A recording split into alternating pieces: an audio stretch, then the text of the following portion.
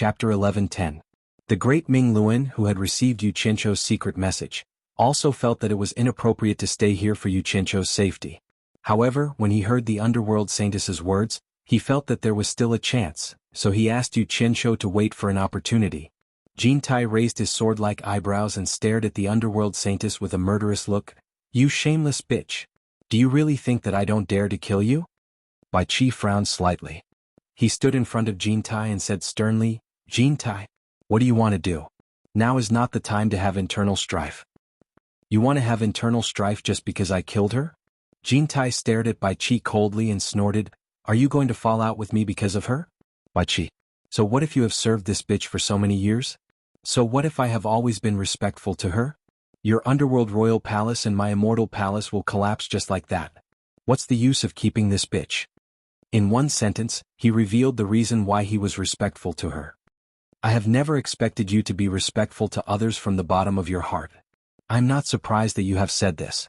The underworld saintess slowly stood up and turned to look at the distant night sky. She gave people a feeling of emptiness and said lightly, "If I am not wrong, you should want to go to the immortal world to find someone to help you out of your predicament, Jin Tai. If you dare to touch me, I won't say that you can't find the person you are looking for, but at least I will make you die without a burial place." "Just you?" Jin Tai snorted disdainfully, but his eyes slightly glanced at Bai Qi. He saw that Bai Qi was looking at the underworld saintess with a surprised expression. It seemed that he did not secretly reveal to the underworld saintess that he was going to the immortal world's ancient forest. Jin Tai was secretly shocked and dispelled the idea of being too presumptuous. The underworld saintess tilted her head and looked at him and said indifferently, "You can try and touch me. We should be in the same boat at this time. Don't quarrel over such a small matter." It could be said that Bai Qi understood Jin Tai better, so he quickly spoke up to be the peacemaker. Jin Tai just coldly snorted and followed Bai Qi's way down the slope, not mentioning the matter of Yu Qianqiu again. The others remained silent and didn't say anything. Bai Qi glanced at Yu Qianqiu, who was still sitting motionlessly. He didn't see any part of him that looked like a subordinate of the underworld saintess. He turned to Nie Shaoqian and said, "You drive the flying shuttle to the ancient forest in the immortal world." An ancient forest in the immortal world? Yu Qianqiu, who had been maintaining his vigilance, was startled. He immediately thought of the person that Wei Chuanqiu had mentioned from the underworld saintess words. He couldn't help but mutter in his heart, could it be that Bai Qi and Jin Tai are looking for Wei Chuanqiu's grandfather to come out and help? Thinking of this, he immediately had the intention to follow and see what was going on. He was not in a hurry to leave. Nie Shaoqian glanced at Jin Tai. Seeing that her master had no intention of objecting, she immediately said, "Yes." Taking over in Gao's role, the flying shuttle turned into a stream of light and flew away. No one on the flying shuttle spoke. The netherworld saintess tilted her head to look at Yu Qianqiu, who seemed to be thinking of something, and sat down next to him.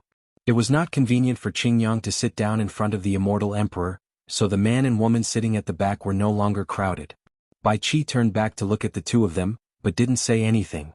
Yu Qianqiu, who was sitting next to the netherworld saintess, transmitted his voice and asked, "Who are they going to the ancient forest in the immortal world to find?" He wanted to confirm his guess. "I don't know." The netherworld saintess answered very straightforwardly. Yu Qianqiu choked for a while. "Didn't you calculate that they are going to the immortal world to find someone to help them get out of their predicament?" "I only roughly calculated some of their movements. If I can even calculate what they are going to do or who they are looking for, then doesn't that mean I can control everyone's fate?" The netherworld saintess looked at him and asked, "Could it be that your bone-touching fortune-telling technique is so amazing?" Although she refused to openly admit that Yu Qianqiu had the ability to tell fortunes, her words undoubtedly showed that she really believed him. Yu Qianqiu paused for a moment, his gaze landing on her face that was half covered by a black veil. He was very curious about what the face behind the black veil looked like. Blinking his eyes, he shamelessly replied, "Of course. If you let me carefully touch your face, I'll be able to calculate who you're looking for and what you're doing." In his heart, he added, "I've long since calculated that you want to find the devil god for revenge." He was making irresponsible remarks, but the netherworld saintess was frightened by his accurate name. Her eyes flashed as she looked at Bai Qi and Jin Tai, and she changed the topic. "Since you are so clever, why do you still ask me? Why don't you just calculate for them and find out who they are looking for?" Yu Qianqiu rolled his eyes and said in confusion, "I say, Taishu Xian, do you think Jin Tai and Bai Qi will let me touch their faces?" My name is not Tai Shu Xian. You're wrong. The Netherworld Saintess said this and didn't say anything, so Yu Qianzhou's fortune-telling magic was stuck in his mouth and couldn't be used. After crossing the underworld and entering the immortal world, because they had to avoid as many people as possible, and at the same time they had to hide. So even though Nie Xiaoqian personally drove the flying shuttle at an extremely fast speed, it still took them half a month to finally enter a vast forest, which was their destination. Finally, they arrived at the ancient forest of the Wood Fairy province. Although they were still at the periphery of the ancient forest, they could see towering trees everywhere. The forest was dark, and the sporadic light from the sunlight dotted the surroundings. The old trees and vines were entangled, and the ground was covered with thick rotten leaves. You could hear the rustling sound when you stepped on it. The 11 people quickly looked around, and they all knew that there were countless plant spirits in this ancient forest. Finally, their eyes all focused on Jin Tai. Except for Yu Qianzhou, who could guess most of it, no one else knew who Jin Tai was looking for. Jin Tai, where is the person you were talking about? Bai Qi asked, floating 1 foot above the ground. His bare feet obviously didn't want to step on the rotten leaves on the ground. He should be in this ancient forest. Jin Tai's eyes flickered as he looked into the depths of the forest. Then he asked Nie Xiaoqian to give him 10 jade talismans. Holding them together in his palm, 10 faint golden light flowed out of his palm and seeped into the 10 jade talismans. He then gently waved his hand and the 10 jade talismans flew in front of the 10 people. Everyone looked at each other, not knowing what Jin Tai was doing. One by one they grabbed the jade talismans in front of them. Bai Qi stretched out 2 slender fingers and held the jade talismans in front of him. He repeatedly checked the jade talismans in front of him and frowned. Jin Tai, what do you mean by this? Jin Tai waved his arm and pointed around and said arrogantly, everyone split up and search in the ancient forest. If you see an old guy with a wooden staff, he should be the person we are looking for. Immediately crush the communication talisman in your hand to summon me. Nie Xiaoqian and the other Immortal Palace remnants paused for a moment, but they still saluted in unison. Yes, Immortal Emperor. Bai Qi looked at Jin Tai and his expression twitched a little. He said in a deep voice, Jin Tai, are you kidding me? You don't even know where the person is and you brought me here? The entire ancient forest is so big. Trying to find a person here aimlessly is like looking for a needle in a haystack. How do you want us to find him? Jin Tai immediately looked at him and said indifferently, do you have a better way? At least it's better than your stupid way. Bai Qi looked around the depths of the forest coldly and said, there are many plants in this ancient forest. As long as you catch a few and ask them, you will naturally find the person you are looking for. Qin Tai coldly snorted and said, I don't know how many times I've used this clever method of yours, but it's completely useless. Even in the ancient forest, that old fellow's traces are elusive. Even if it's the grass demons that live here all year round, they at most know of the existence of such a person, but no one knows where he is. As soon as these words came out, everyone felt that it was even more difficult to find him. Bai Qi paused and suddenly revealed a ruthless expression. Desperate times call for desperate measures. We can't care so much anymore. Set fire to the forest and we will be able to force him out. If he really can help us like you said, even if we make a big commotion and alarm our opponents, we don't have to be afraid. Set fire to the ancient forest? Jin Tai's slender eyes flashed and he said sarcastically, this is a good idea, but I'm afraid that even if we force him out, not only will he not help us, but he will also take both of our lives. Do you think that our current opponents are not strong enough? Hearing this, Bai Qi remembered that the person they were looking for was probably the Wood Spirit, one of the 5 spirits of heaven and earth. Setting fire to the Wood Spirit's territory might really anger the Wood Spirit. Seeing that Bai Qi didn't say anything, Jin Tai glanced at the others and said, let's split up and search, we will have a higher chance of finding him.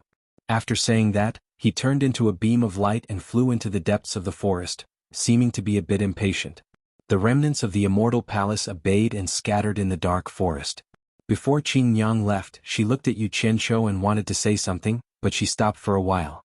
She saw that Yu Qianzhou was holding the big bright wheel, and the Emperor of the Underworld and the Saintess of the Underworld were still there. She couldn't say anything, so she turned around and flew into the forest. Who knew that not long after she flew into the forest, her mother, Nie Xiaoqian, flashed to her side. Nie Xiaoqian was obviously worried about her inexperienced daughter risking her life in the ancient forest alone, so the two of them left together.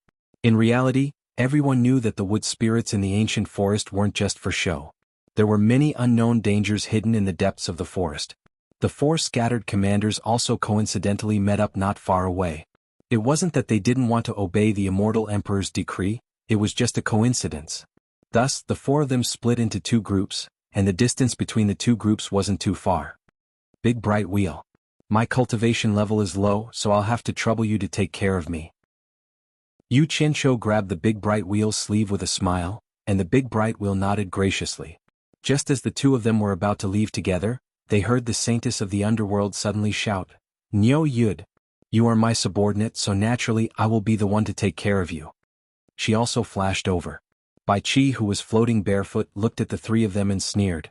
He indifferently interjected, "Jin Tai has already left. Do you 3 still want to put on an act in front of me? Yu Qianqiu. We haven't seen each other for a long time." Chapter 11:11. The 3 of them looked back at the same time.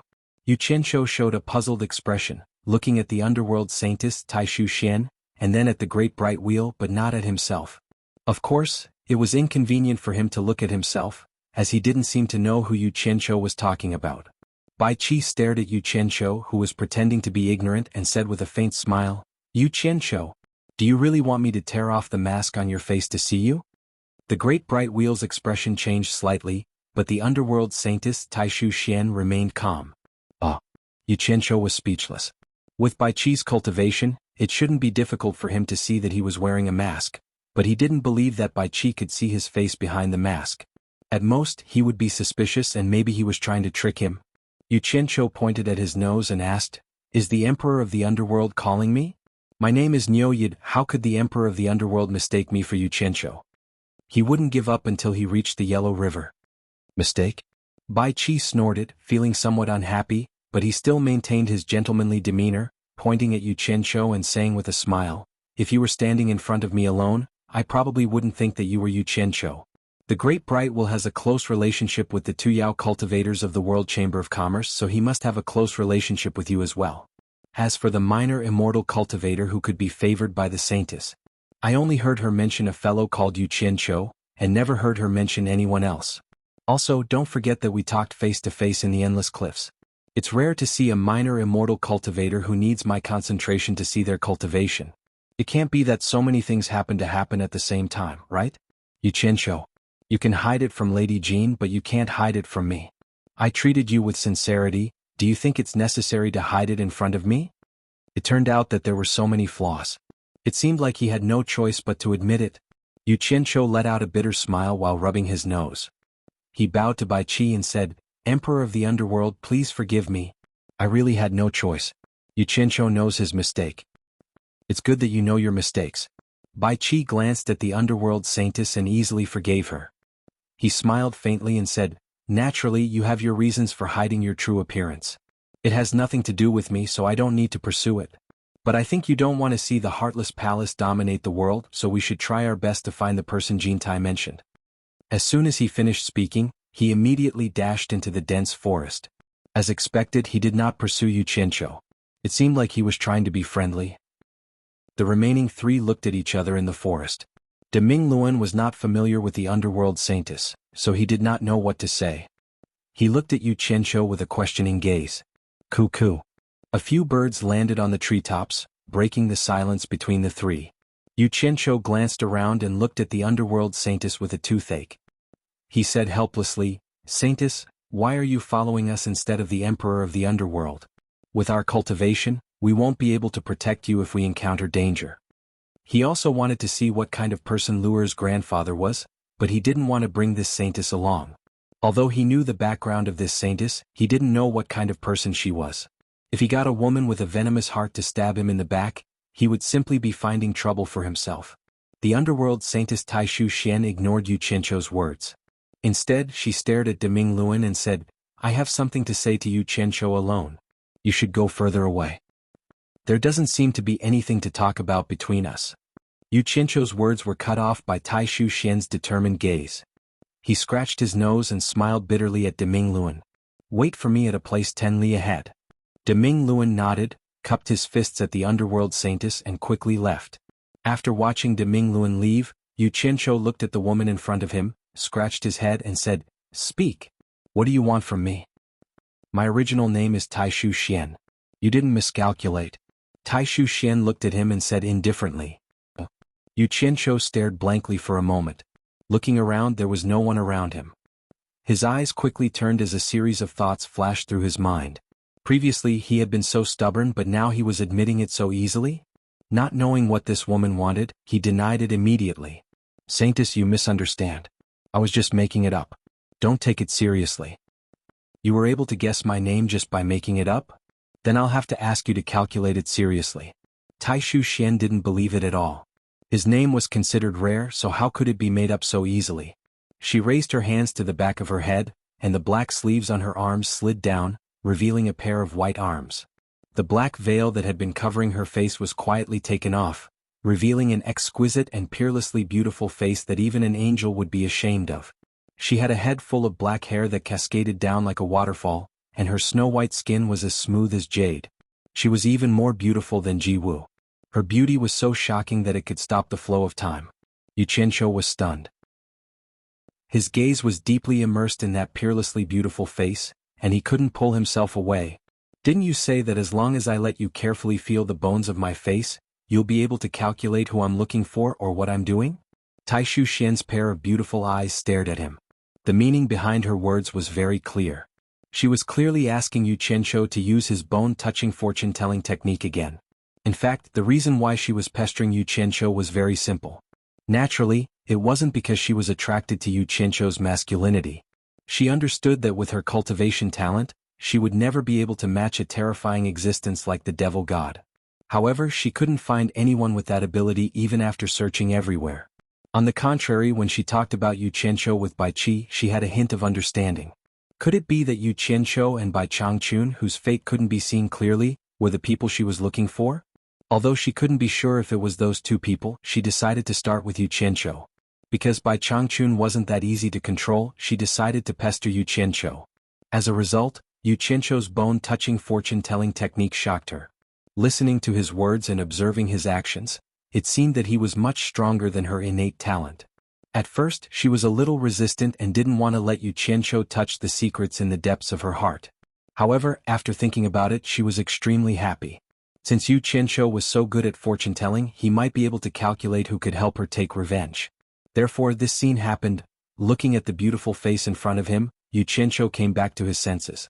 He couldn't help but smile bitterly. He thought to himself, indeed, dragons give birth to dragons, phoenixes give birth to phoenixes, and mice give birth to children that know how to dig holes. No wonder she was the daughter of Ming, who could attract the devil god and the ancestor of all demons at the same time. The genes that she was born with couldn't be erased. From this, it could be seen how beautiful Ming was in the past. The beauty in front of him made Yu Qianzhou's fingers twitch. He rubbed his hands and smiled awkwardly. Since it's the order of the saintess, how can Yu Qianzhou dare to disobey? What he meant was, then I won't be polite. He pretended to be in a difficult position and strode over to her. Seeing him walking over, Taishu Xian's heart was also beating wildly. No man had ever touched her face. She bit her lips slightly and slowly closed her eyes.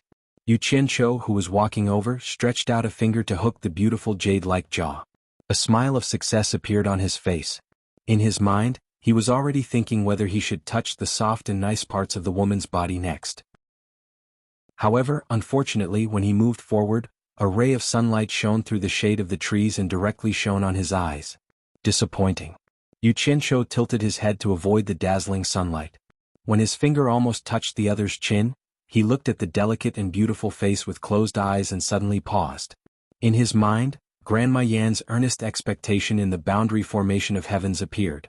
He had promised Taishu Xian that he would tell Taishu Xian that Grandma Yan missed her very much. Did he really want to take advantage of her for a moment of pleasure?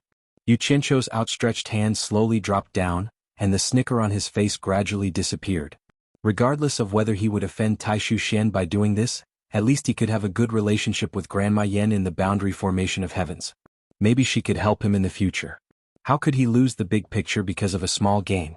Looking at Taishu Xian, who seemed to notice that something was wrong and was about to open her eyes, Yu Qianzhou took a step back and said with a wry smile, Taishu Xian, Grandma Yan misses you very much. Grandma Yan? Taishu Xian was very moved. She opened her eyes and said with a pair of beautiful eyes, This is also calculated by you? Don't count for anything. Yu Qianqiu sighed and said, I was just joking with you. I don't really know how to read fortunes. It's just that you haven't gone back to see Grandma Yen for so many years, so I'm just giving you a slight punishment. He first denied that he had taken advantage of Grandma Yen and said honestly, I have entered the boundary formation of heavens and met Grandma Yen. I have heard Grandma Yen talk about you. Impossible.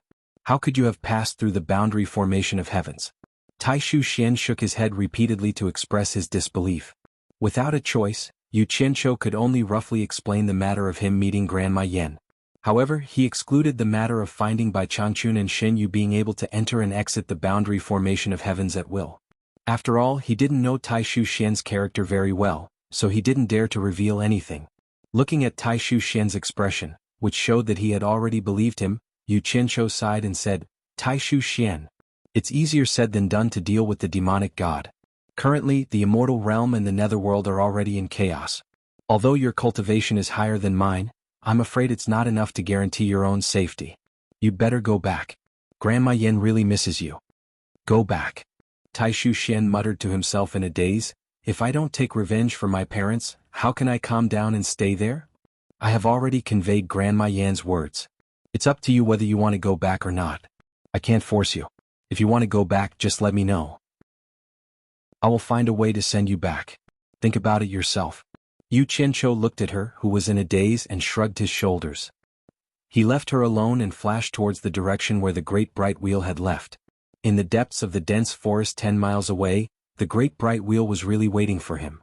When the two met, the great bright wheel looked behind him and found that he was alone. It couldn't help but ask, You got rid of the netherworld saintess? Chapter 11-12. Ignore her for now. Let's see if we can find the person Jintai mentioned. That person might be an old acquaintance of Wei Chuanqiu's. Yu Qianqiu's gaze searched around, thinking of where to look. Wei Chuanqiu knows him? Deming Luan was a little surprised. He didn't know when Wei Chuanqiu knew such a powerful person. He had never heard of him. He looked around in disbelief. This ancient forest is so vast. Do we really have to search one area at a time? Search one area at a time? Yu Qianqiu shook his head. I'm afraid we won't be able to find that person even if we search the entire ancient forest.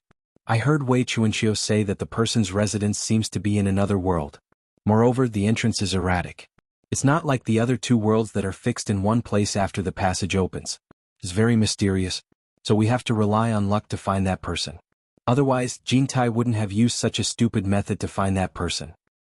He suddenly turned his head to look at Deming Luan and smiled. Actually, we're just looking. Do we really have to risk our lives to help Jintai? If we run into him, we'll see. If we don't, then forget it. At least on the surface we can get by with Jintai. Don't you think so? He probably didn't realize that without the World Commerce Association's subordinates in the immortal world as restraints and after witnessing Bai Changchun's methods that were not inferior to the other experts at Jintai's wedding, his mentality had gradually changed. Although he didn't mean it, his tone when speaking to Deming Luan was no longer as respectful as when speaking to the commander of the Chamber of Commerce Alliance. To be more precise, there was no need to act like a grandson in front of Deming Luan. And the great bright wheel had accompanied him step by step, and he had subconsciously become a little unconcerned.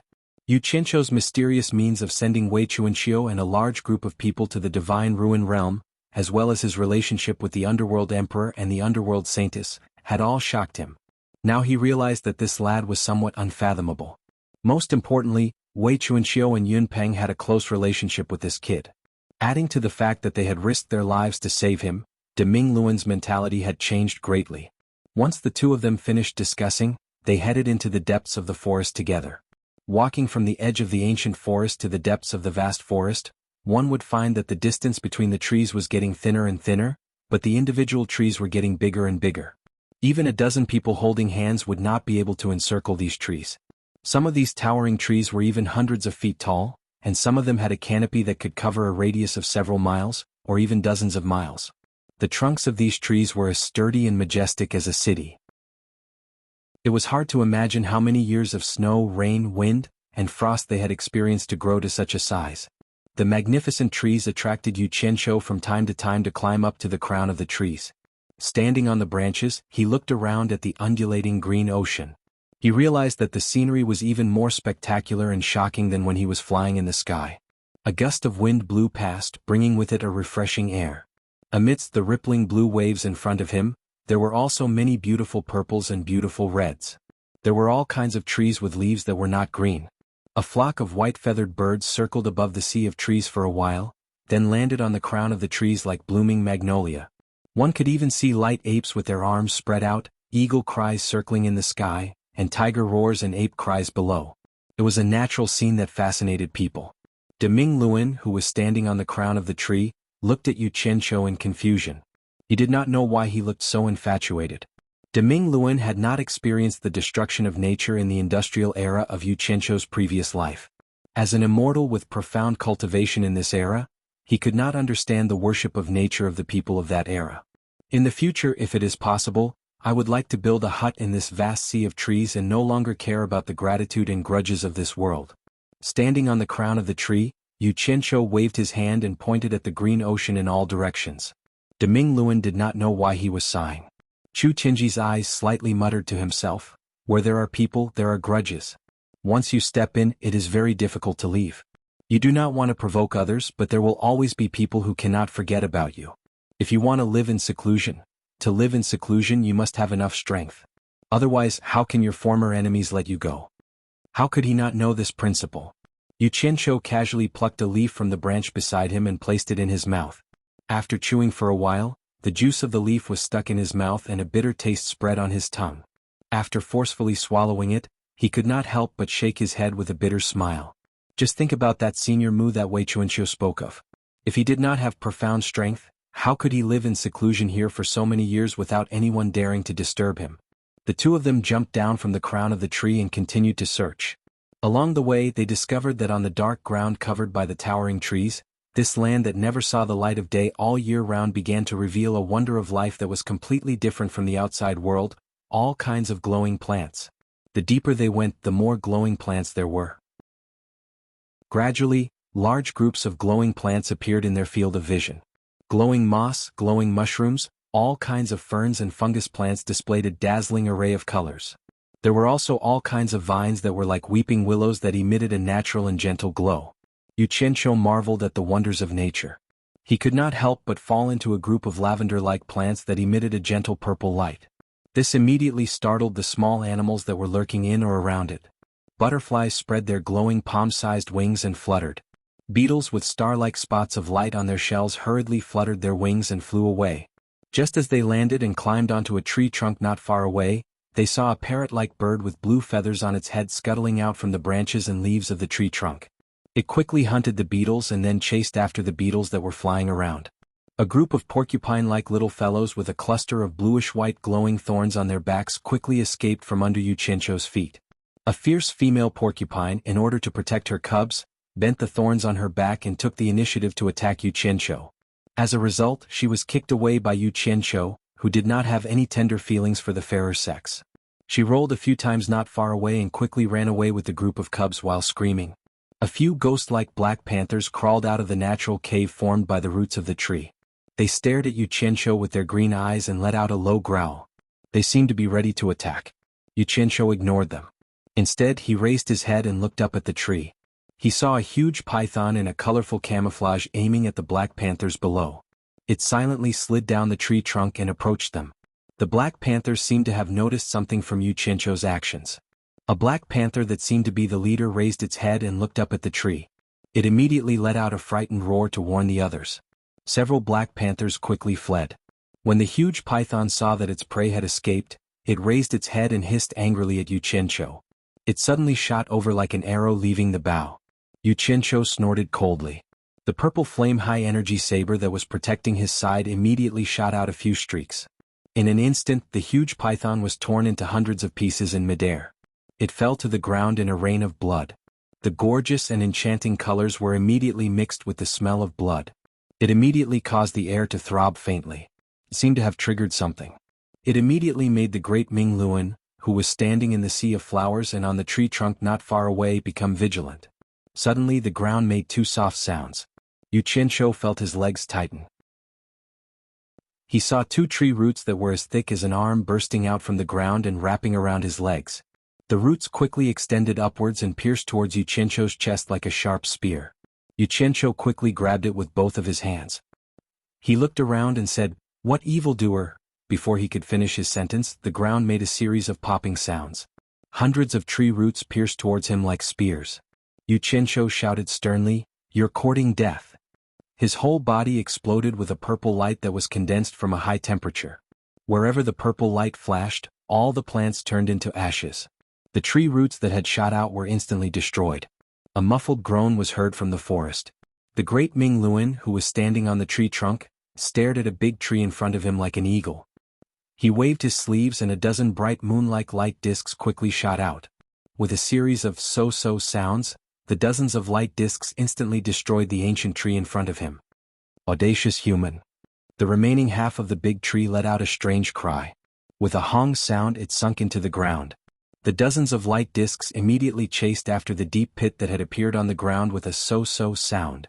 With a series of rumbling sounds, the light discs burst out from the ground and burrowed back into the great Ming Luan's sleeves. The originally serene atmosphere in the surroundings immediately became treacherous. It's a tree demon. Its ability to burrow underground is not bad. It runs really fast. The great Ming Luan snorted and looked around. He then frowned and said, "I'm afraid we've gotten into trouble. It's not good to stay here for long. It's better to leave as soon as possible. It's not that we're afraid of them. It's just that there are many plant demons in this ancient forest. It'll be very troublesome to get entangled with them." Just as Yu Qianzhou nodded his head, he heard a rumbling voice coming from all directions.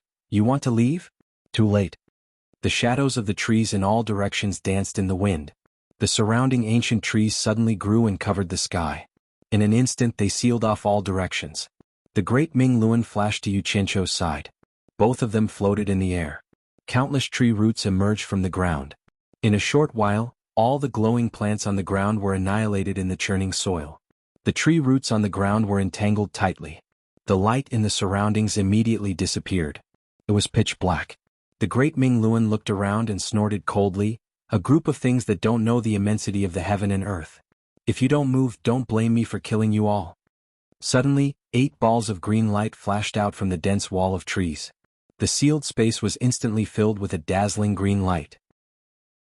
8 green-robed old men walked out from the green light. Each of them had an angry look on their faces. One of the old men, who was wearing a green leaf crown, stared at the great bright wheel and said indifferently, "So it's an early-stage immortal emperor cultivator, no wonder you dare to boast so shamelessly. Outsiders, even immortal emperors from the immortal world wouldn't dare to be too presumptuous here. How are you compared to immortal emperor Jintai? Our ancient forest and your immortal palace have an agreement not to invade each other. Why are you killing here?" Chapter 11-13. From the looks of it, this person seemed to be the leader of these people. Ming Luan took a closer look and was slightly shocked. He realized that he could not see through the person's cultivation. He looked at the others and found that their cultivation was similar to his. It seemed that this was going to be troublesome. He immediately sent a telepathic message to Yu Qianzhou about the situation and discussed whether they should fight or run away. Yu Qianzhou was also stunned. He did not expect that he would attract so many experts just by making a move. It seemed that this ancient forest was located within the 3 realms but was independent of the 3 realms. There must be something extraordinary about it. It was obvious that there were more experts in the ancient forest. It would not be good for him to make a big deal out of this. Thinking of this, Yu Qianzhou smiled faintly and said, "You are exaggerating. A giant python ambushed me and I killed it. Then a tree demon attacked me first. I did not kill it because this is the ancient forest. If I really wanted to start a massacre, do you think it would have a chance to run?" As he spoke, there was a buzzing sound. His entire body was instantly enveloped by purple flames like firewood that had been ignited. An intense heat surged out. The green light that was flickering on the bodies of the 8 people instantly retracted and formed a protective aura on the surface of their bodies, resisting the frightening heat that made their hearts palpitate. All of them looked at Yu Qianzhou in shock and bewilderment. All of them felt a terrifying power that naturally countered each other, causing their hearts to tremble. The pupils of the old man wearing the green leaf crown suddenly shrank and he suddenly cried out, "This is purple fire, purple fire, purple fire of the true Samadhi fire." The other 7 people also cried out, "Purple fire?" Ming Luan felt the terrifying temperature around his body. He also looked at Yu Qianzhou in bewilderment. He didn't know how many more secrets this fellow had. The tangled roots on the ground and the surrounding tree walls were visibly shrinking with a squeaking sound. It seemed that they were in great pain. Yu Qianzhou only wanted to show off. He did not want to become enemies with them. He quickly retracted the terrifying heat and the purple fire into his body. He looked at them with a smile, indicating that he really did not have any evil intentions. Once the purple fire disappeared, the 8 of them finally stabilized their trembling souls. At this moment, they realized that they could not see through Yu Qianzhou's cultivation. The 8 of them looked at each other, and the green light on the surface of their bodies retracted back into their bodies. The entangled tree roots on the ground quickly separated and retracted back into the soil.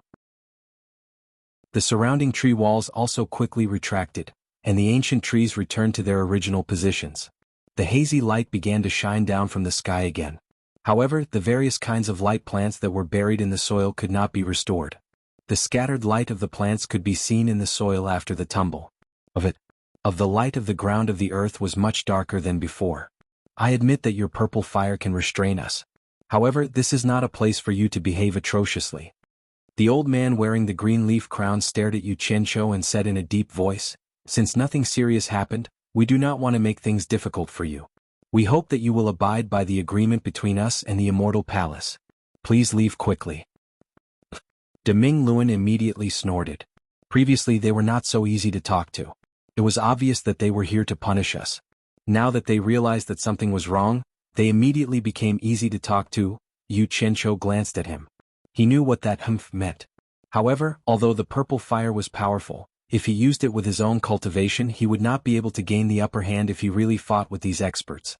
The main reason was that the difference between their cultivation was too big. Moreover, he did not want to become enemies with the people in the ancient forest. "Leave quickly?" Yu Qianzhou raised his eyebrows. He shook his head and said with a smile, "I am afraid that I will have to disappoint you. This time I was invited to the Wood Killer Sea as a guest. I have not met Senior Mu yet. How can I leave so easily?"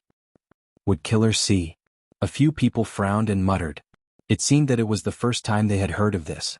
As for Senior Mu, there were simply too many people in the ancient forest who could be called Senior Mu.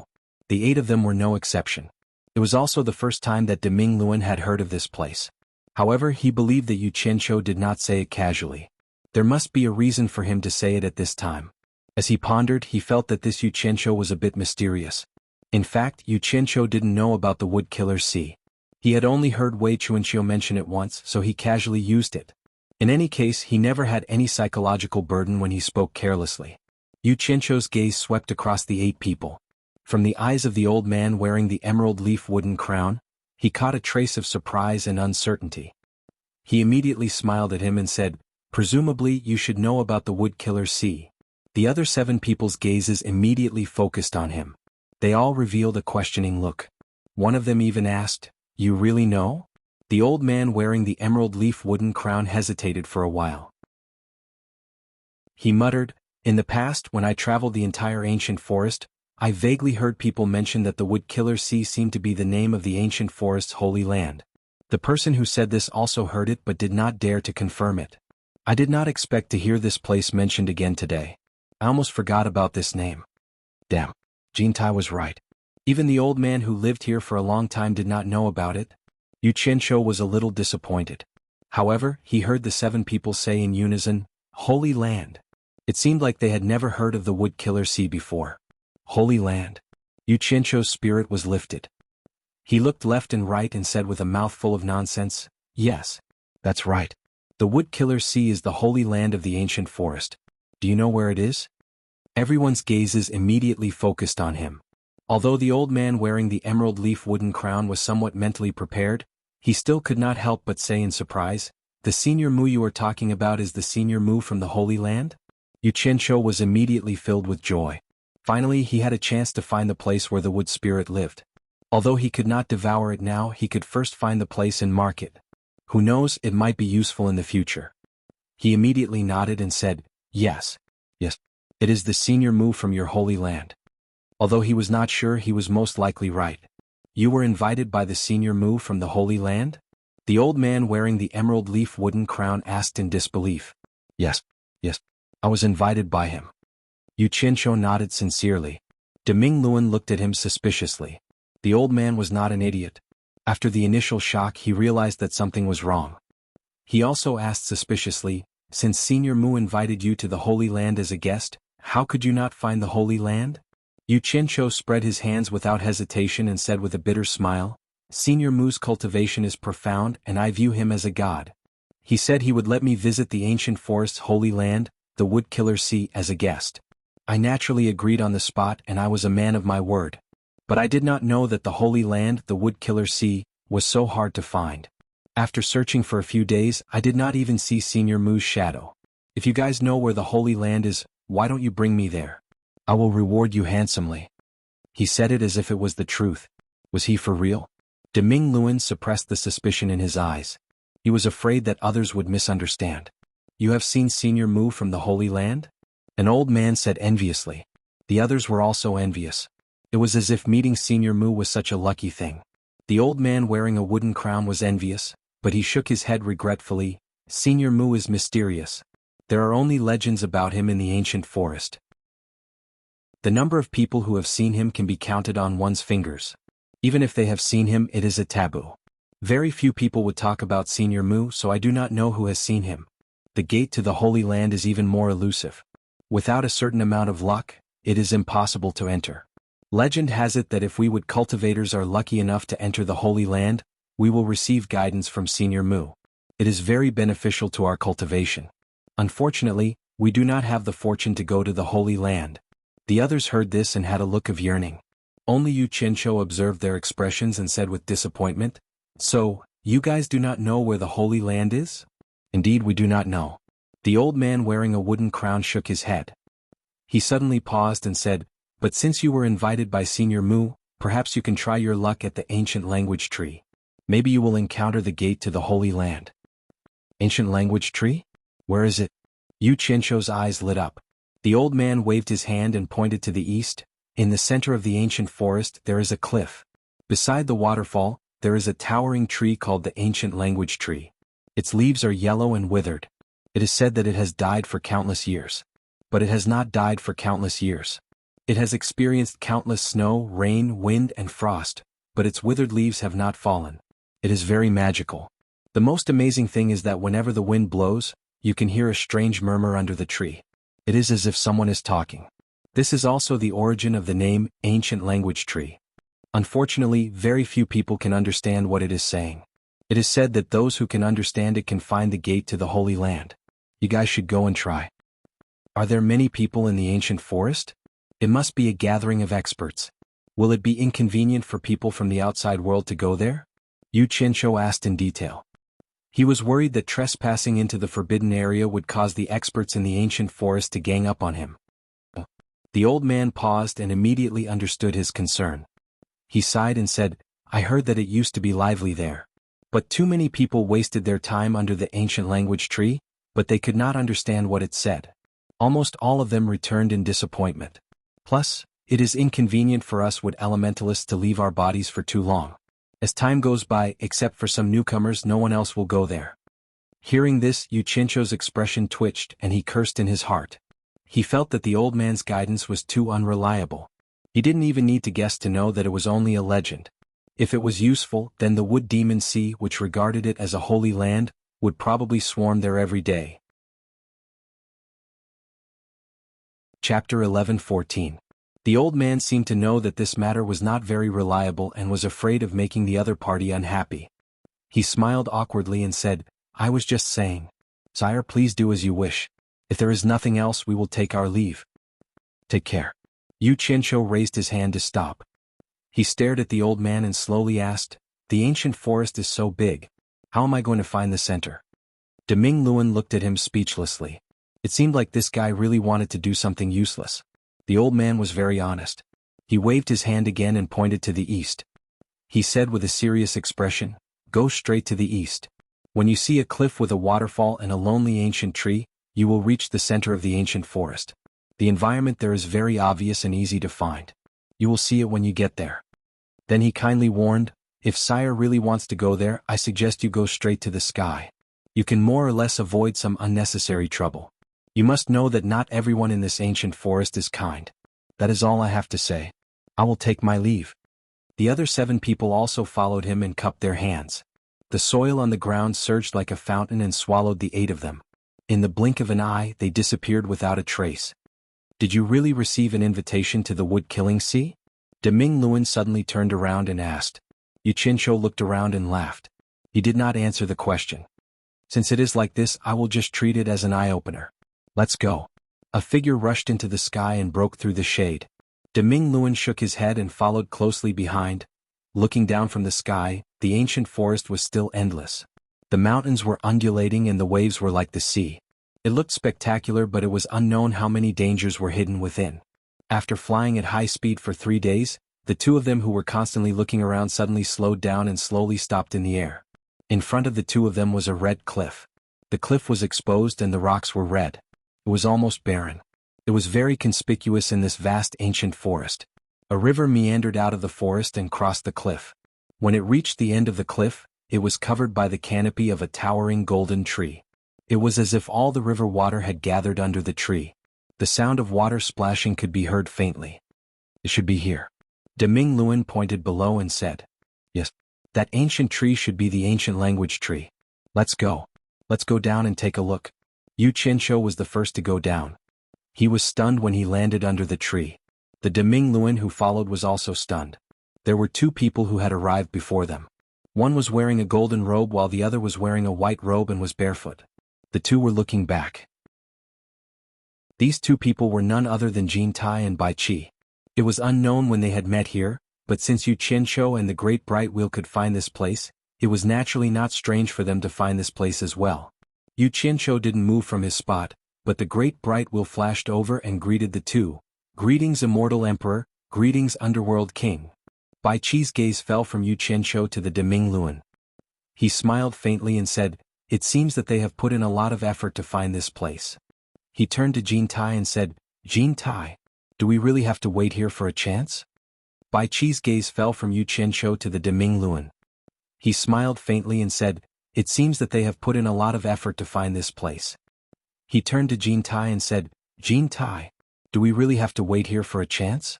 Jin Tai turned around and looked at the vast green sea at the foot of the mountain. He pointed to both sides of the cliff and said, You search from this side, I'll search from that side. We'll flank both sides. He then pointed to the front and signaled to Deming Luan, All of you search from the middle. This all of you, obviously included Yu Qianzhou. Bai Qi looked ahead and was silent for a while. He said slowly, What if we can't find it? Jin Tai said resolutely, Then we will lure Wang Qing and the rest here and then set a few big fires to burn the ancient forest. I want to see how long old man Mu can hide. Bai Qi raised his eyebrows and suddenly looked at him and said, You mean, to kill with a borrowed knife? Lure Wang Qing and the rest here and then set fire to the ancient forest. Then push the blame to Wang Qing and the rest and let that old man Mu settle the score with them? That's what you said, I didn't say that. Jin Tai snorted coldly and turned into a stream of light and shot to the left. Bai Qi sneered and turned to smile at Yu Qianzhou. Then he also turned into a stream of light and shot to the right. 2 rays of light, one gold and one white, flew along the cliff and disappeared into the dense forest in the distance in the blink of an eye. This red bare cliff was like a plain. No one knew how the river that was tens of meters wide was formed. Yu Qianzhou walked along the shore towards the great Ming wheel under the ancient tree. From time to time, fat fish jumped out of the water and fell back into the water. When he reached the edge of the steep cliff, he saw that the river suddenly turned into a crystal waterfall, and the sound of water flowing could be heard. Incomparably thick tree roots climbed up the cliff like countless pythons, and even stubbornly rooted into the red rocks. More than a dozen tree roots drilled out from the mountain wall in the waterfall, extending down the mountain wall along the waterfall. Strong and powerful tree roots could also be seen in the river on the cliff. The exposed roots of the ancient tree occupied an area of several hundred meters on the cliff. In fact, the entire tree was small compared to some of the towering trees in the ancient forest, but it was estimated to be at least 100 meters tall. The trunk would not be able to be encircled by less than 20 people. The branches were bronze in color and spread out in all directions, and were covered with golden leaves the size of a palm. It was like a golden canopy protecting the area. The red cliff was almost barren, there was a clear river, and there was a yellow ancient tree. On the other side of the cliff was a green ancient forest, and there were blue sky and white clouds. The colors were so distinct that it made people feel like they were in an oil painting. Yu Qianqiu had taken out a flying sword at some point in time. He stood on the thick and exposed roots of the tree and forcefully hacked at the ancient tree a few times. Unexpectedly, the sound of metal clashing could be heard. After spending a lot of effort to chop off a piece of rough bark, he turned around and shouted to De Ming Luan, "It's really a withered tree, but it's really hard. No wonder it can stand here for so long." After saying that, he directly sat on the thick roots and rested with his back against the big tree. De Ming Luan was speechless. He walked towards him and asked, "What do we do now? Do you really want to try your luck here? There's no smoke without fire. With this legend there must be some truth to it. Since I'm here, I'll just take things as they come. If I don't try, how will I know if it's true or not?" Yu Qianqiu laughed and lay there with his hands on his head. De Ming Luan, who was originally worried about the future of the Immortal Palace after it collapsed, was also infected by his emotions. Thinking that this guy had a backup plan, there was indeed nothing to worry about. After thinking it through, he unloaded the psychological burden and relaxed his body. He walked with large strides to the side of Yu Qianqiu and laid down leisurely like him. Yu Qianqiu tilted his head to look at him and smiled. "That's right. Being relaxed is the way of the king. It's so tiring to keep a straight face all day long." De Ming Luan was just about to open his mouth to say something when suddenly a gust of wind blew. The golden leaves above swayed, and the whole ancient tree actually let out a faint murmur under the wind. When the wind was strong, the murmur became louder. When the wind was light, it sounded like a gentle lullaby. The two guys lying on the roots immediately widened their eyes and listened attentively, hoping to hear something. However, after listening for a long time, they still couldn't hear anything. The wind stopped and the sound also stopped. Yu Qianqiu stared at the slightly swaying leaves above him and said, "Did you hear anything? This is clearly the sound of the wind blowing through this tree. It would be strange if I could hear anything." De Ming Luan coldly snorted, "It's really just a rumor. Do you really want to continue waiting? Don't jump to conclusions so easily. Why don't we wait for a day and see? If there are no abnormal changes tomorrow, it won't be too late to leave." Just as Yu Qianqiu finished speaking, another gust of wind blew, and the ancient tree started to murmur again. The two people's ears perked up again. There were so many winds in the mountain. Every once in a while they would hear the ancient tree humming a lullaby. This made Yu Qianqiu feel a little drowsy. Suddenly there was a pa-pa sound in the river. A fish jumped out of the water and fell back. Yu Qianqiu suddenly sat up and wiped his face with both hands. He felt that it was too dangerous to fall asleep in a place like this. When he turned around, De Ming Luan had already sat up and was looking at him with a cold smile. It seemed to be saying, "You can even fall asleep here, I really have to give it to you." Yu Qianqiu smiled awkwardly and said, "I'll go get something to relieve my fatigue." Then he dashed towards the bottom of the cliff far away. De Ming Luan was curious about what this fellow was going to do. After a while, he saw him scurrying back from the bottom of the cliff with a big pile of firewood in his hands. He threw it on the ground and then took out two swords and ran to the river bank to look around. Suddenly, two water pillars shot out from the water and wrapped around two fat carps. They dashed towards the swords in Yu Qianqiu's hands and opened their mouths to swallow the swords in their hands. Yu Qianqiu carried the two big carps and ran back to the pile of firewood. He took out a set of barbecue utensils. The firewood on the ground was quickly chopped into pieces and stuffed into the barbecue utensils. With a wave of his hand, a ball of red flame was spat out and the firewood in the barbecue utensils turned into bright red charcoal. The two fat carps were still twisting their bodies even though they were dead. They were then grilled over the charcoal. After doing all these, Yu Qianqiu rubbed his hands excitedly and took out 2 jars of wine. He threw one of them to De Ming Luan, who was stunned. He then opened the seal and gulped down a few mouthfuls before putting it aside. He took out some seasoning and brushed it on the dead carps. He was beautiful, but when combined with the environment at this moment and place, he really ruined the scenery. De Ming Luan was really speechless. He could only sigh as he leaned against the tree and drank by himself. When the aroma of the barbecue was wafting in the air, he suddenly heard Yu Qianqiu's, "Eh?" De Ming Luan turned around and saw Yu Qianqiu standing there curiously and said, "This aroma? Don't tell me the barbecue in the ancient forest also has this aroma?" He held his sword with both hands and raised it in front of his face. He fanned his nostrils and sniffed the barbecue in his hand.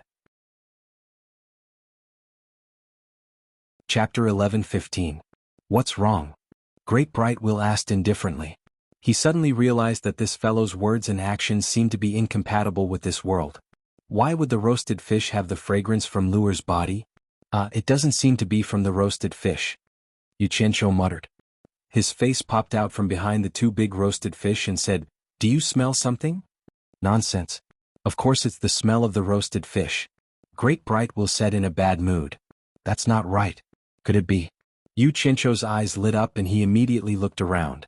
Deming Luan's pupils that were looking at him suddenly shrank. He saw that the place where Yu Qianqiu was standing suddenly had a layer of transparent black ripple light wall. If it wasn't for the clear and crystalline light, it would be almost impossible to notice. And Yu Qianqiu, who was inside it, was looking around like a thief, as if he had stolen 2 grilled fish from someone. "Be careful behind you." Great Bright Will cried out in alarm. Yu Qianqiu was shocked when he heard this. He suddenly turned around and his entire body suddenly disappeared. Great Bright Will shot out rapidly and a series of light wheels shot out from his sleeves, shooting towards the wall of light with the force of lightning. However, the exploding light wheels missed. That wall of light seemed to have disappeared at the same time as Yu Qianqiu. The great bright wheel that flashed away searched around the roasted fish. The 10 light wheels that were retracted circled around his body to protect him as if he was facing a great enemy. After that, Great Bright Will flew into the sky and quickly patrolled the surroundings. Unfortunately, he couldn't find a trace of Yu Qianqiu in all directions. When he returned to the side of the barbecue set, the Great Bright Will kicked the barbecue set into the river dozens of meters away with a clang sound. He looked around his surroundings silently, thinking about what had happened just now. Normally, it was impossible for Yu Qianqiu to leave without saying a word. Furthermore, the situation just now. The great bright wheel was suddenly slightly stunned. Could it be that the mysterious rippling light wall just now was the so-called gate of the sacred land? The more he pondered, the more he felt that it was the case. A gust of wind blew by, and the ancient whisperer tree repeated the same ancient voice that it had been murmuring for countless years. Deming Luan looked at the ancient whisperer tree, and after a moment of absent-mindedness, he shook his head and said to himself with a bitter smile, "Is this kid really that lucky? People couldn't find the door to the Holy Land, but he was roasting fish here and he accidentally entered it? Grilled fish? Otherwise how could there be such a coincidence?" The great bright will seem to have thought of something, and hurriedly flashed to the riverside. He picked up the severely deformed barbecue set from the kick, and used his great cultivation to roughly repair it with a ka-ka sound. Carrying the barbecue set, he carefully examined the position that Yu Qianqiu had placed it earlier, and restored it to its original position. Then he tossed the remaining dry firewood on the ground into the barbecue set, and quickly started a fire. This wasn't the end. He also took out 2 flying swords and with a shwa-shwa sound he stabbed 2 fat carps into the riverside. After everything was ready, he imitated Yu Qianqiu's previous actions, and also pretended to roast the fish. However, he seemed to be a little absent-minded, and would occasionally look behind him. Speaking of which, when Yu Qianqiu heard the great bright wheel's warning, he abruptly turned around to be on guard. Before he could figure out what was going on, he felt as if he had collided with someone. His head also made a dong sound as if he had been hit by something with a stick. In the end, before he could even cry out in pain, a soft and pleasant "ouch" came from the other side. Yu Qianqiu was instantly enraged. He hit someone and still cried out in pain. This was too much of a bully. Yu Qianqiu focused his eyes and saw a green-clothed little girl staggering back from the collision. When he saw who it was, he couldn't help but be stunned. The green-clothed little girl rubbing her nose also froze when she saw who it was. Lu Er. Yu Qianqiu said in disbelief. If the little girl in front of him wasn't Lu Er, who he had saved and brought back to the World Merchant Association, then who else could it be? He saw Lu Er carrying a large brown wooden staff. The staff seemed to be made from 2 intertwined tree roots, and the head of the staff was like a large lingji mushroom. It seemed to be very out of place in Lu Er's hands. Yu Qianqiu? Lu Er was also stunned. If the person in front of her wasn't Yu Qianqiu, then who else could it be? It was just that his expression was somewhat fierce, and he was carrying 2 swords in his hands, as if he wanted to eat someone who had offended him. But the strange thing was that there were 2 fragrant dead and deformed fish stuck in the 2 swords. He didn't know what he was doing. Yu Qianqiu's dull gaze suddenly moved left and right, attracted by the surrounding greenery. In the distance there was a thin mist and the forest was like splashed ink. The mountains were secluded, and the refreshing air was filled with the fragrance of flowers and plants. It was as quiet as a painting, as if he had fallen into a dream. The little girl carrying an uncoordinated staff in front of him was a bit of a wet blanket. Where is this place? Yu Qianqiu had 2 grilled fish stuck in his hands, and he quickly turned around to look at his surroundings. He realized that in the moment he turned around, the scenery had suddenly changed. Right now he was standing on a hillside that wasn't considered high. His gaze fell upon an ancient tree behind him, and he was once again dumbfounded. The golden leaves and the bronze trunk were exactly the same as the ancient tree he had seen on the cliff earlier. The only difference was that the ancient language tree from before was entrenched on a red stone cliff, while this one was entrenched on a mountain peak. Looking into the distance, it wasn't quite possible to say that it was the same tree, but it was too similar to say that it wasn't the same tree.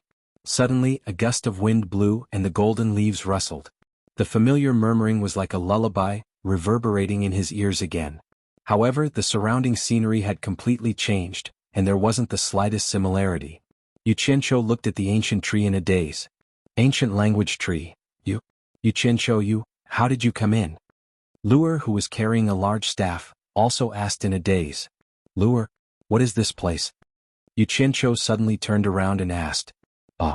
Luer, who was carrying a large staff, was stunned and said, This is Wood Killer Sea. Wood Killer Sea? Yu Qianqiu's head quickly swayed left and right and looked around again. He said in disbelief, This is Wood Killer Sea? How is this possible? I was grilling fish just fine, why did I suddenly come to Wood Killer Sea? *CK. This is too illogical. Could it be this? His gaze stared at the ancient language tree with golden leaves. What is this? Luer, who was already confused, was even more confused. Suddenly she cried out in shock, Not good. Not good. If we don't leave now, we won't be able to leave. What's wrong? Hearing her say it so seriously, even Yu Qianqiu was shocked. Luer carried the brown wooden staff with both hands and activated it with a secret technique. The large staff head immediately brewed a ball of green light. As Luer waved the staff, a beam of green light shot towards the ancient language tree like a laser. The trunk of the ancient language tree immediately rippled with green light, and gradually emitted a black splendor.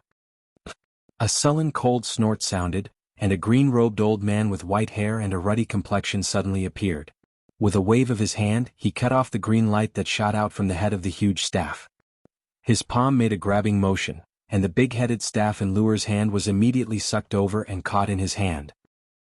Luer cried out in shock and quickly flashed behind Yu Qianqiu.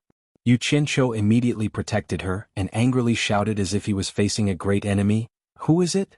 You're already so old, yet you still want to snatch a little girl's things. Don't you have any shame? The roasted fish on the two swords in his hands still had a lingering fragrance. The green-robed old man looked at him calmly, and the wooden staff in his hand stood upright on the ground. He said indifferently, So it's you? Luer, come out. He was brought in by you? Yu Qianqiu was slightly stunned. Hearing the meaning behind these words, the other party seemed to know him, but he didn't seem to have any impression of him. Luer, who was behind him, moved half her body out submissively, and one hand grabbed onto the clothes on the back of Yu Qianqiu. She looked at the old man and weakly called out, Grandpa! Yu Qianqiu suddenly turned around and struggled free from the small hand that was grabbing onto his clothes. He looked at Luer and said, He's your grandpa? Isn't the old man selling snacks in hallucinatory Immortal City your grandpa?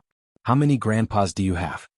Luer secretly glanced at the old man and said in a low voice, Of course there's only one grandpa. The one you saw last time was grandpa's transformation. Upon hearing this, Yu Qianqiu was shocked and sized up the old man again. He thought to himself, No wonder even Jin Tai wanted to find him for help. As expected, he was a very capable person. Whether it was tall or short, fat or thin, his spirit was completely different from that old man last time. This wasn't as simple as a disguise, but a transformation. Supernatural power. So you're Senior Mu? Yu Qianqiu hurriedly bowed and said, Yu Qianqiu was impolite just now. I didn't know that you were senior, please forgive me. Old man Mu didn't care about him at all. He stared at Luer and shouted again, He was brought in by you? Luer pouted aggrievedly and said, No. I also don't know how he came in, he suddenly appeared. With his understanding of the little girl, old man Mu could tell that she wasn't lying. He then stared at Yu Qianqiu and said in a deep voice, Speak. How on earth did you come in? If there's a single lie, I'll beat you to death immediately. Yu Qianqiu flashed the grilled fish on the two swords and said with a wry smile, Whether Senior believes it or not, I don't know how I came in either. I was clearly grilling fish under the ancient language tree in the ancient forest, who knew that I would turn around and inexplicably appear here. Even if you ask me to explain, I can't explain what's going on either. Grilling fish under the ancient language tree? Old Man Mu's tone was filled with disbelief. He turned around and pointed his cane at the ancient language tree. Immediately, a green window appeared on the ancient language tree. Like a TV screen, the scene that Yu Qianqiu had seen on the cliff in the ancient forest appeared. Old Man Mu waved his cane and the scene slowly rotated. In the end, it was fixed at an angle. The green window showed the scene of the great bright wheel grilling fish with 2 swords. That guy didn't mind grilling fish, but he kept looking around vigilantly from time to time. His eyes clearly met with the 3 people here, but he continued to look around vigilantly as if he hadn't seen anything. Judging from the angle from which the window was looking at the great bright wheel, Yu Qianqiu estimated that the place where the great bright wheel was observing the ancient language tree on the cliff. He didn't expect that the ancient language tree could also monitor the outside world. It was really amazing. Chapter 11:16. Before he could think further, Old Man Mu waved his cane and the green window disappeared. He reluctantly believed that Yu Qianqiu had been roasting fish outside, but this did not mean that he believed everything. He turned around and stared at Yu Qianqiu with his deep eyes. You went to the ancient language tree in the ancient forest to roast fish? If you can't give me a reasonable explanation, although I am not a bloodthirsty person, I will not be lenient to those with ulterior motives. Yu Qianqiu secretly communicated with Utopia, and when he noticed that it was unobstructed, he immediately had the confidence to protect himself. He immediately said bluntly, "To tell you the truth, I came to look for you." "Look for me?" Old Man Mu was slightly stunned and then snorted. "Did that little bat ask you to come?" "Little bat?" Yu Qianqiu was stunned and then realized that he was talking about Wei Chuanqiu. He shook his head and smiled bitterly. "Senior, you misunderstood me. I didn't want to take the risk here, but I couldn't disobey Immortal Emperor Jin Tai's orders, so I had to bite the bullet and come here. I never thought that I would really meet you, but who knew that I would run into you? Jin Tai asked you to look for me?" Old Man Mu also showed a hint of confusion on his face. "He didn't ask me to come alone. The person who was roasting fish outside just now also asked me to come. There are a total of 11 people, including Immortal Emperor Jin Tai and Emperor of the Netherworld Bai Qi. Everyone is scattered throughout the entire ancient forest to look for you, Senior," Yu Qianqiu said respectfully. "Jin Tai and Bai Qi are here too?" Old Man Mu's eyes turned and he asked with some emotion, "Did something happen outside?" "Something big has happened." Yu Qianqiu sighed. From Jin Tai's wedding to Bai Changchun's appearance, to the sudden appearance of Wang Qing, the head of the Heartless Palace, to the sudden appearance of a new force and the defeat of the Immortal Palace, to the King of the Black Mountain, Wu Feng's attack on the Dark Imperial Palace, and finally Jin Tai's decision to ask Old Man Mu for help. So they fled here to find Old Man Mu. During this period, he and the Daming Wheel encountered that group of wood demons and learned about the legend of the ancient language tree. Then he told Yu Qianqiu roughly what had happened. This narration went on for more than an hour.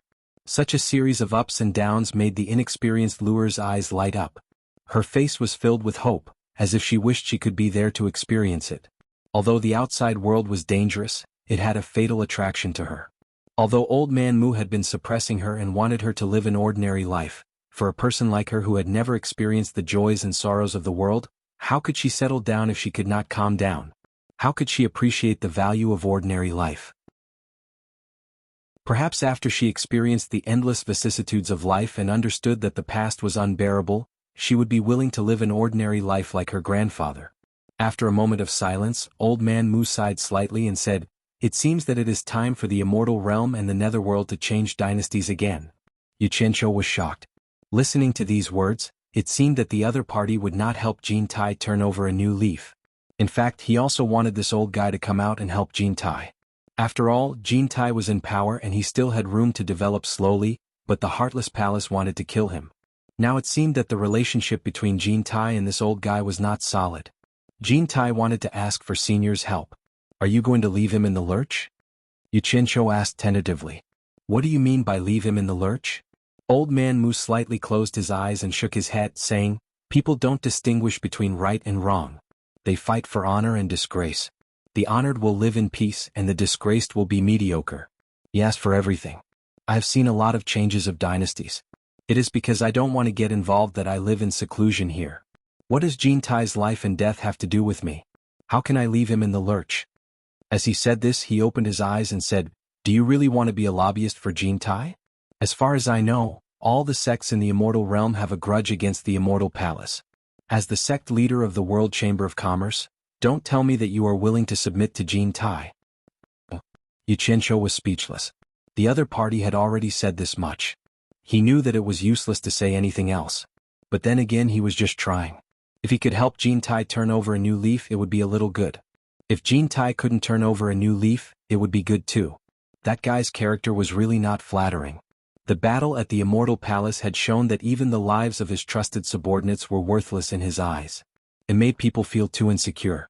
As the saying goes, when a wall is down, people push it. Yu Qianqiu was also not a good guy.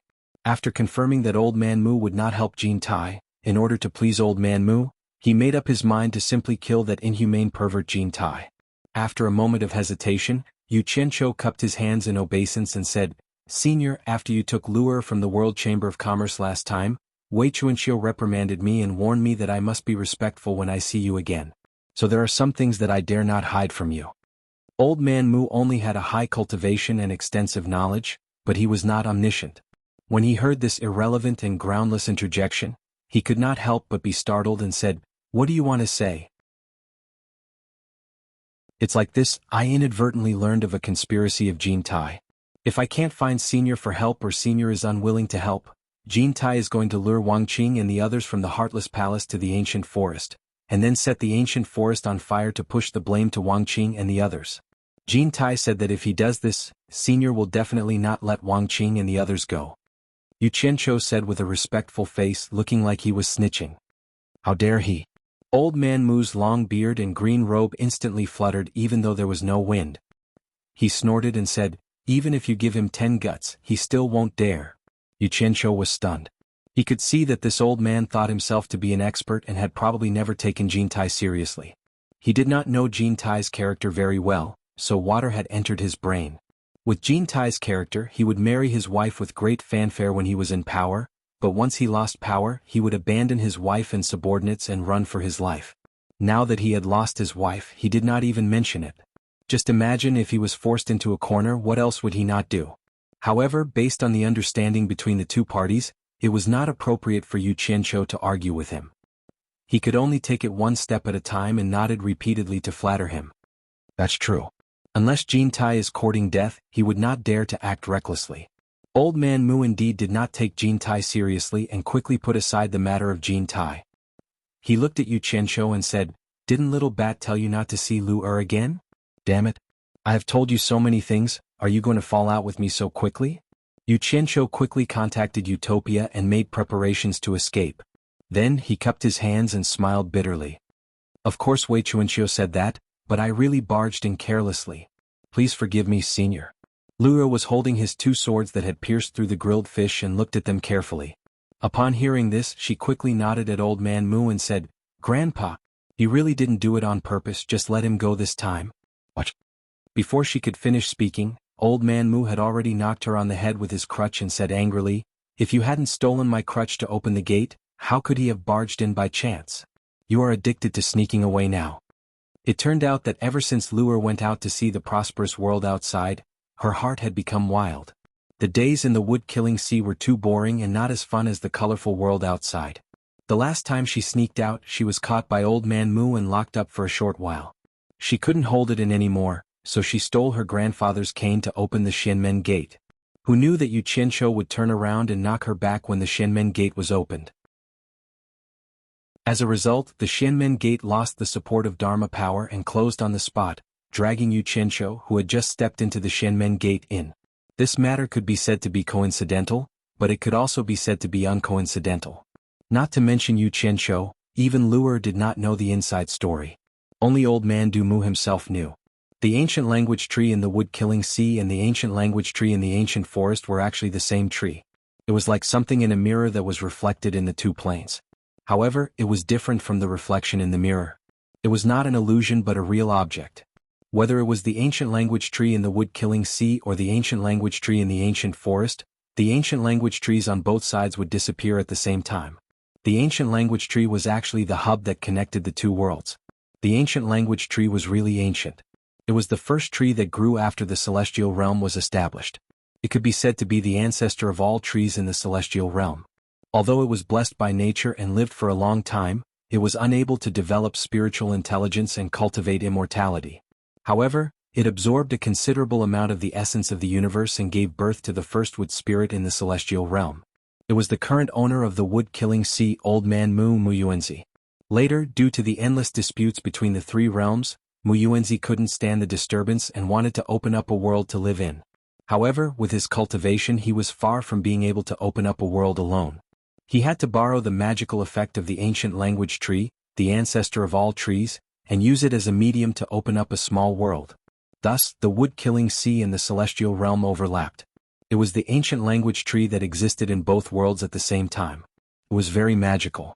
It was also because the celestial realm and the wood-killing sea overlapped that with Muyuenzi's current cultivation, as long as there were plants in the two worlds, he could open the profound door at any time and go anywhere in the two worlds. However, Lu-er didn't have that ability. If she wanted to open the profound door and go between the two worlds, not only did she need the power of Muyuenzi's staff, she also needed to find a stable medium, which was the ancient language tree that existed in both worlds. Therefore, it wasn't strange that the plants in the ancient forest treated the ancient language tree as the key to entering the wood-killing sea.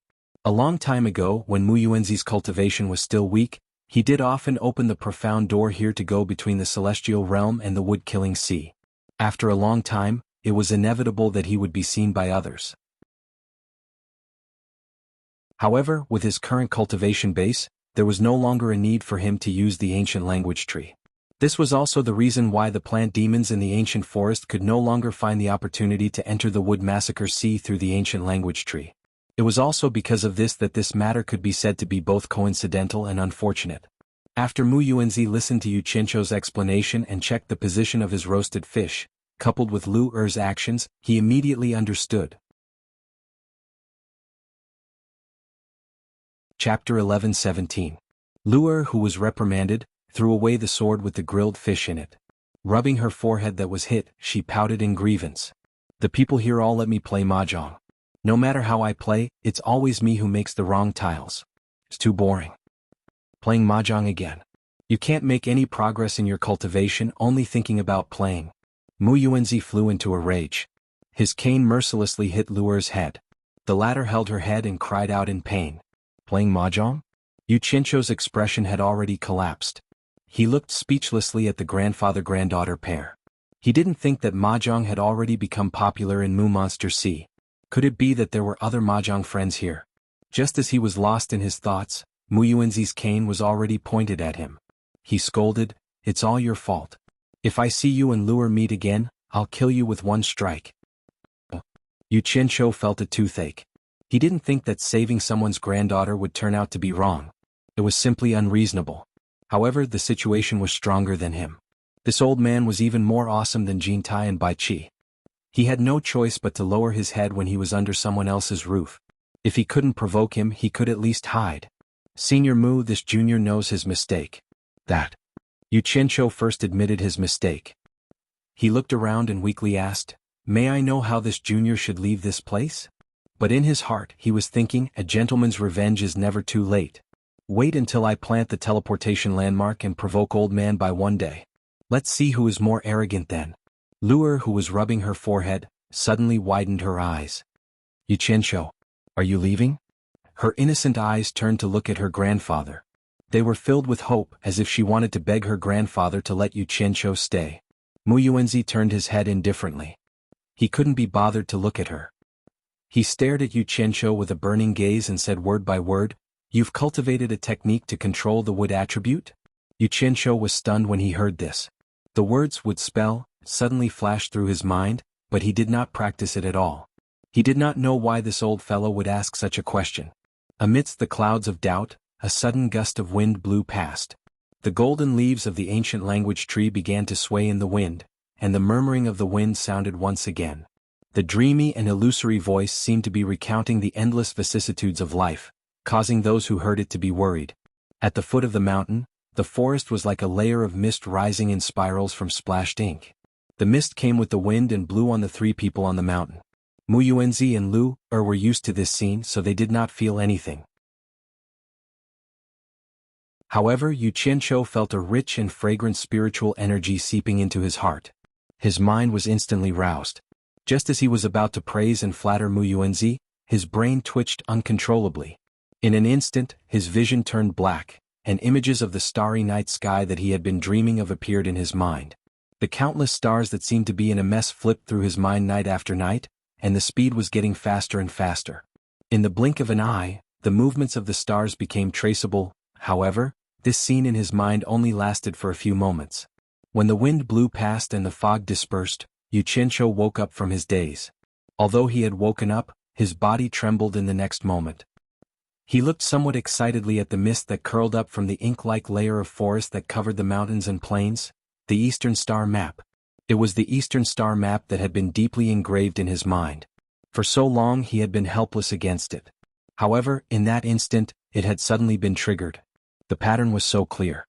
Could it be that this was the land of great fortune to cultivate the wood's secret art? Yu Qianqiu's heart surged in that instant. He repeatedly repeated the 3 words, "Wood Killer C," in his heart. The grandfather and grandson both saw his abnormal reaction and followed his gaze down the mountain. They did not find anything out of place.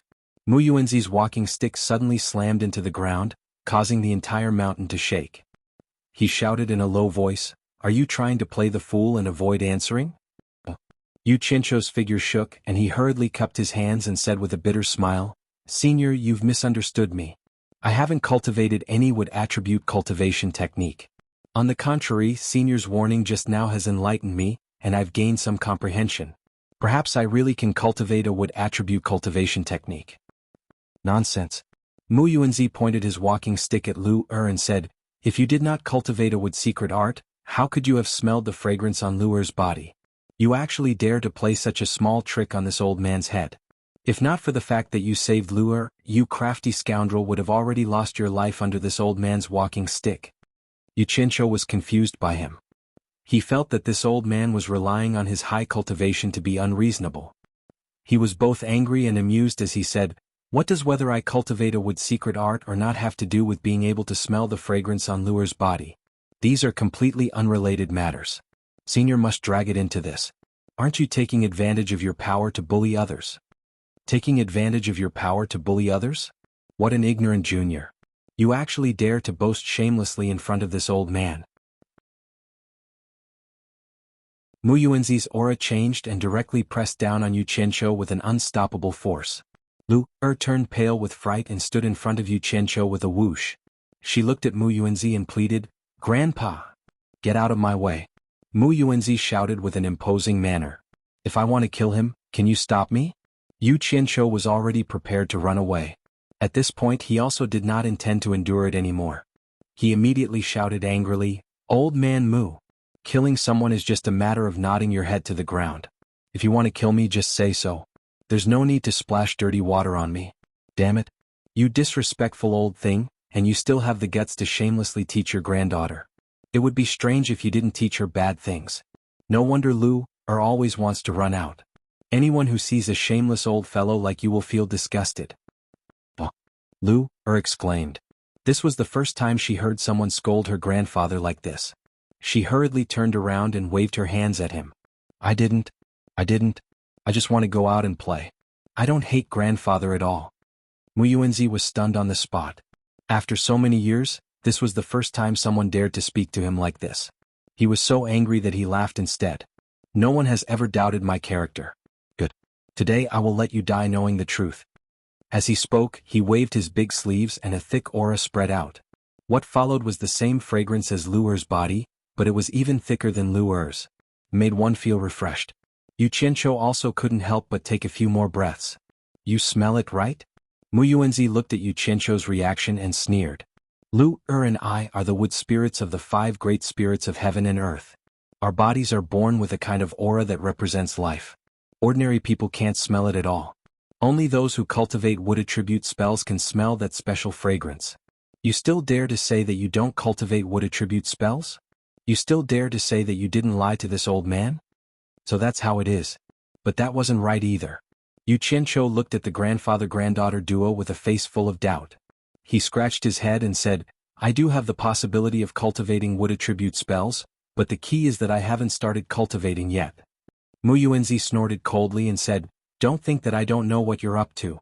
As long as a person who cultivates wood attribute spells devours a wood spirit, not only can he possess the innate magical powers of a wood spirit, but he can also transfer the cultivation of a wood spirit to himself.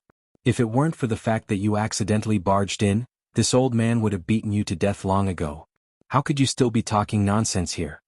When Lu Er heard that Yu Qianqiu could devour a wood spirit, she was so scared that her face turned pale. She teleported behind Mu Yuanzi and poked her head out to look at Yu Qianqiu timidly. It was as if she had seen Grandmother Wolf. Seeing that this innocent little girl had also misunderstood him, Yu Qianqiu immediately said angrily, "Old man Mu. If you want to incriminate someone, you can always find a pretext.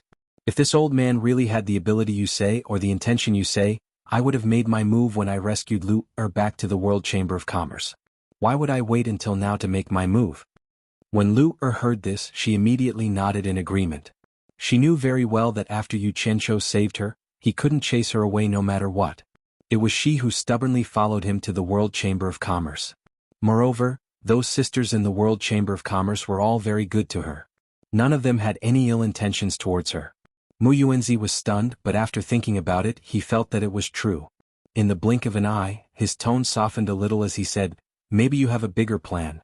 Maybe you're deliberately expressing goodwill to Lu Er, but in reality you're after my cultivation." When he heard that his tone had softened, Yu Qianqiu immediately took advantage of the situation and became unforgiving. He was so angry that his face turned red, and he stomped his feet exaggeratedly as he scolded, "You unreasonable old man, why would I want you? Don't say that this old man can't find you. Even if I find you, so what? With your cultivation, it's a piece of cake for you to deal with me. Don't tell me that this old man is tired of living, so I first ran over to let you kill me, and then conspire against you? What bullsh*t logic, who are you trying to fool?" When Lu Er heard this, she immediately nodded repeatedly in agreement. She didn't beat around the bush and stood on the side of whoever she felt was right. She didn't think about her grandfather at all as she walked resolutely to Yu Qianqiu's side, looking a little like she was siding with an outsider. Could it be that there was some other unknown reason why this brat could smell the fragrance on the wood spirit's body? Mu Yuanzi immediately fell silent. He was actually a person who thought highly of himself, and had always prided himself on being an otherworldly expert. Even the domineering demon god knight had to respectfully address him as senior when he saw him. These were all things that he was proud of. Could it be that he had wrongly accused someone? Although he didn't feel good in his heart, and although he also had a temperament that thought highly of himself, to be able to live peacefully in seclusion here meant that he was a person who could take things up and let them go. After a moment of silence, he resolutely said, "I'll let you go this time, but if I find out that you're trying to fool this old man in the future, even if you have to ascend to the heavens or dive into the earth, I'll make sure you die under this old man's staff." As he spoke, he was about to wave his staff to open the profound gate and let Yu Qianqiu leave. "Wait!" Yu Qianqiu shouted angrily and raised his hand to stop him. "Let's talk about the future in the future. There's no need to be polite with an unreasonable person like you. From today onwards we'll return to our own paths. Let's first clear up the debts that we owe in the past. From now on, we'll go our separate ways and have nothing to do with each other. Let's pretend we've never met before." "Could it be that I owe you something?" Mu Yuanzi sneered and stood with his staff on the ground, revealing an expression that didn't know what was good for him.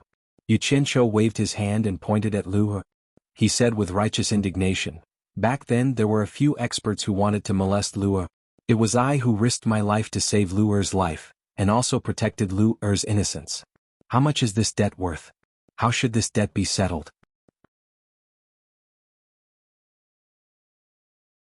Chapter 11:18.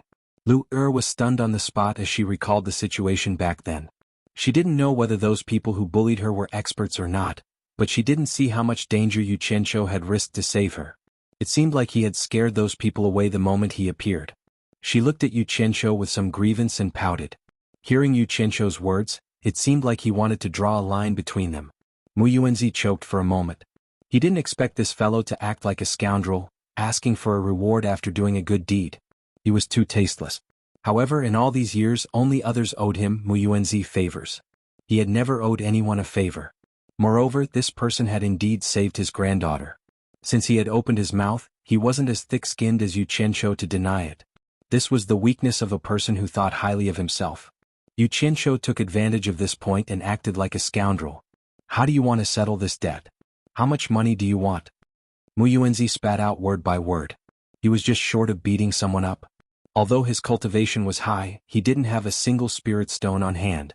When it came to money, he really had a headache. Money? I am the dignified sect master of the world commerce. Do I still lack spirit stones? Yu Qianqiu said with a face full of disdain.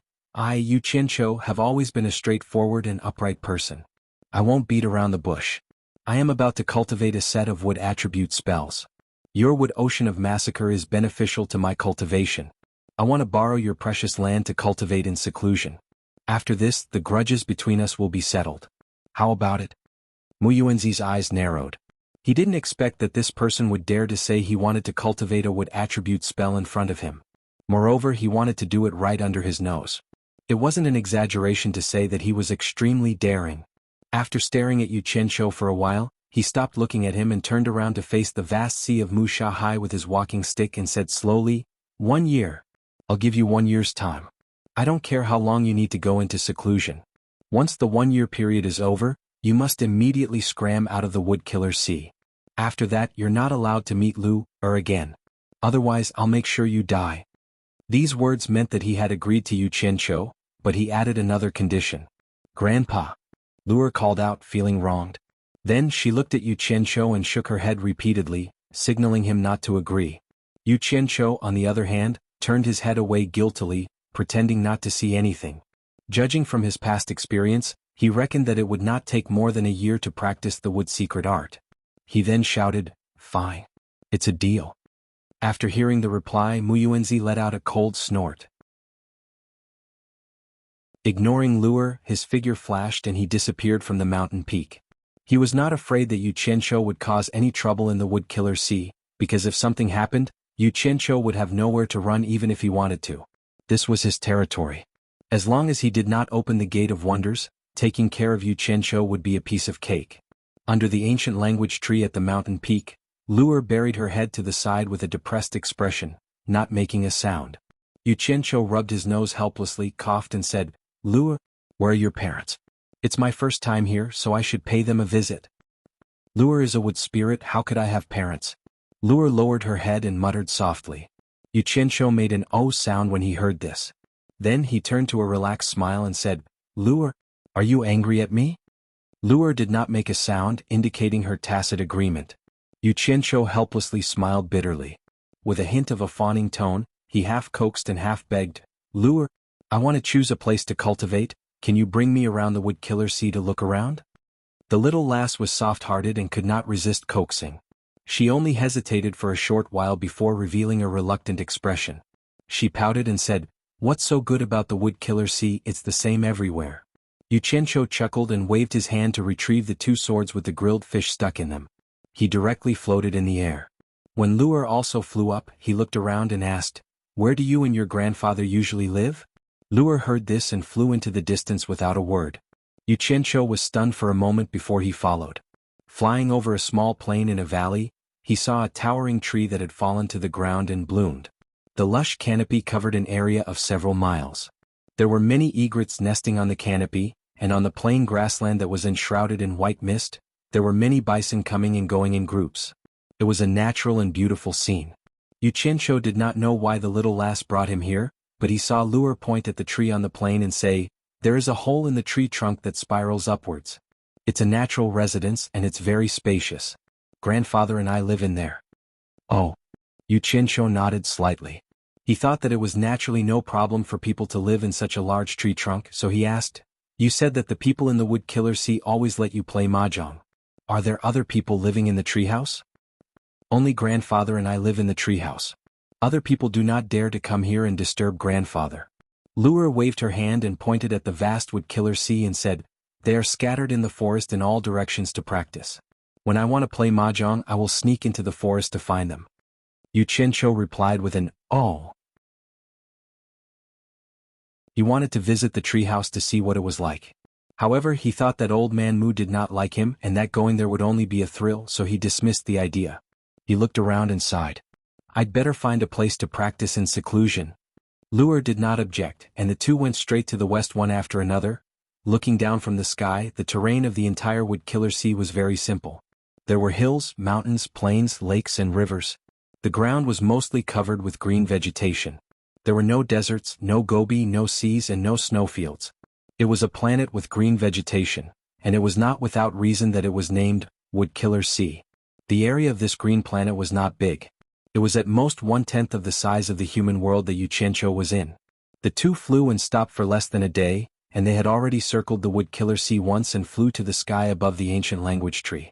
There was nothing to be picky about here if he wanted to practice in seclusion. Finally, Yuchencho pointed to a dense forest that was enshrouded in white fog and asked, "There won't be any problems if I go to that forest to practice in seclusion, right? I'll go greet them. They won't disturb you." Luer, who was in a much better mood, flew down first, and Yuchencho followed closely behind. The them that Luer referred to were actually some of the plant demons in the forest. They were all dressed in strange attire, and when they saw Luer, they were very respectful. Luer told them the purpose of Yuchencho's visit, and the group of plant demons immediately obeyed. It was as if Luer was their master. After the plant demons memorized Yuchencho's appearance, they all disappeared into the forest, and the silent Yuchencho impatiently sat cross-legged in the dense fog of the forest.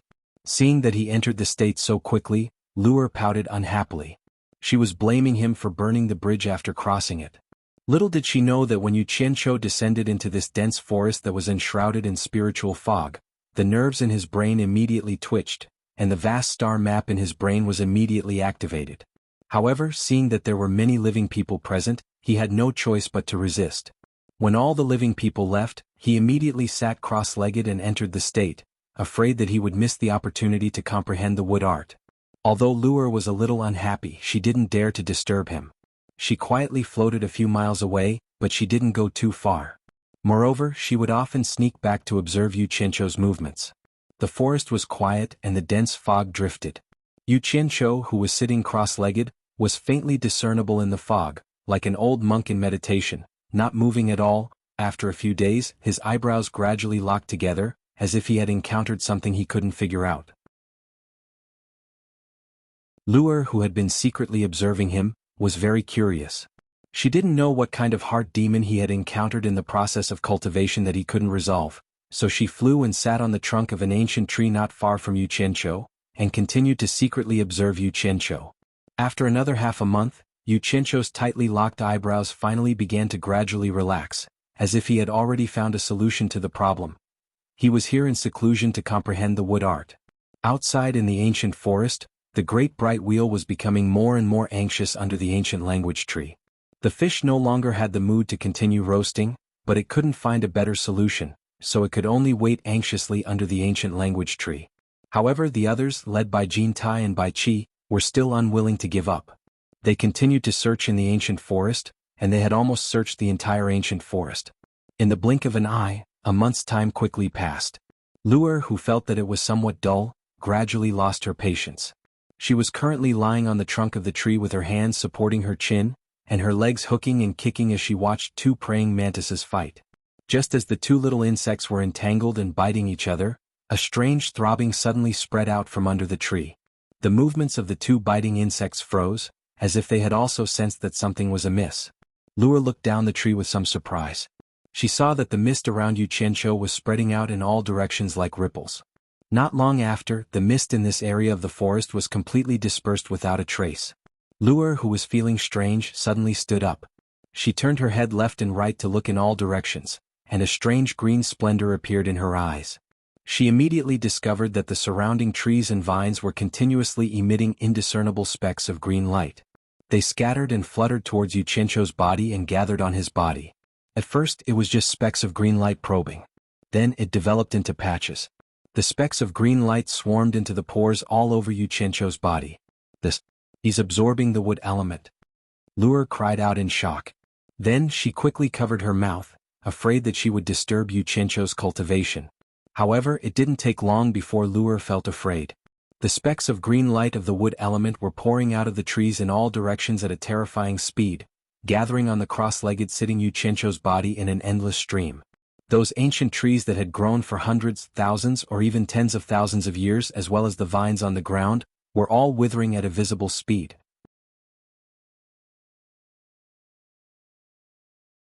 Chapter 11:19. Once these vibrant vines and trees lost the support of the wood element in their bodies, they would wither like rotten wood. But how could Yu Qianqiu care about this? He had just successfully cultivated the wood art, and his body was extremely comfortable. He needed to familiarize himself with the wood art and absorb the wood element to form a crystal core in his dantian. How could he care about the life and death of these plants? As he became more and more proficient with the wood art, the speed at which he absorbed the wood element also became faster and faster. The endless cyan light began to converge into a flood, rolling in from all directions. The withering speed of the surrounding flowers and trees immediately increased. The fresh flowers lost their vibrant colors, the grass lost its green color and turned yellow, and the ancient, towering trees quickly lost their luster. If one looked down from the sky, they would see a brownish-yellow disk in the dense forest expanding at a visible speed. This vibrant forest was quickly losing its vitality. What made Luer terrified was that as the suction force from Yu Qianqiu's body grew stronger, the wood element in her body would also rapidly flow away if she did not suppress it.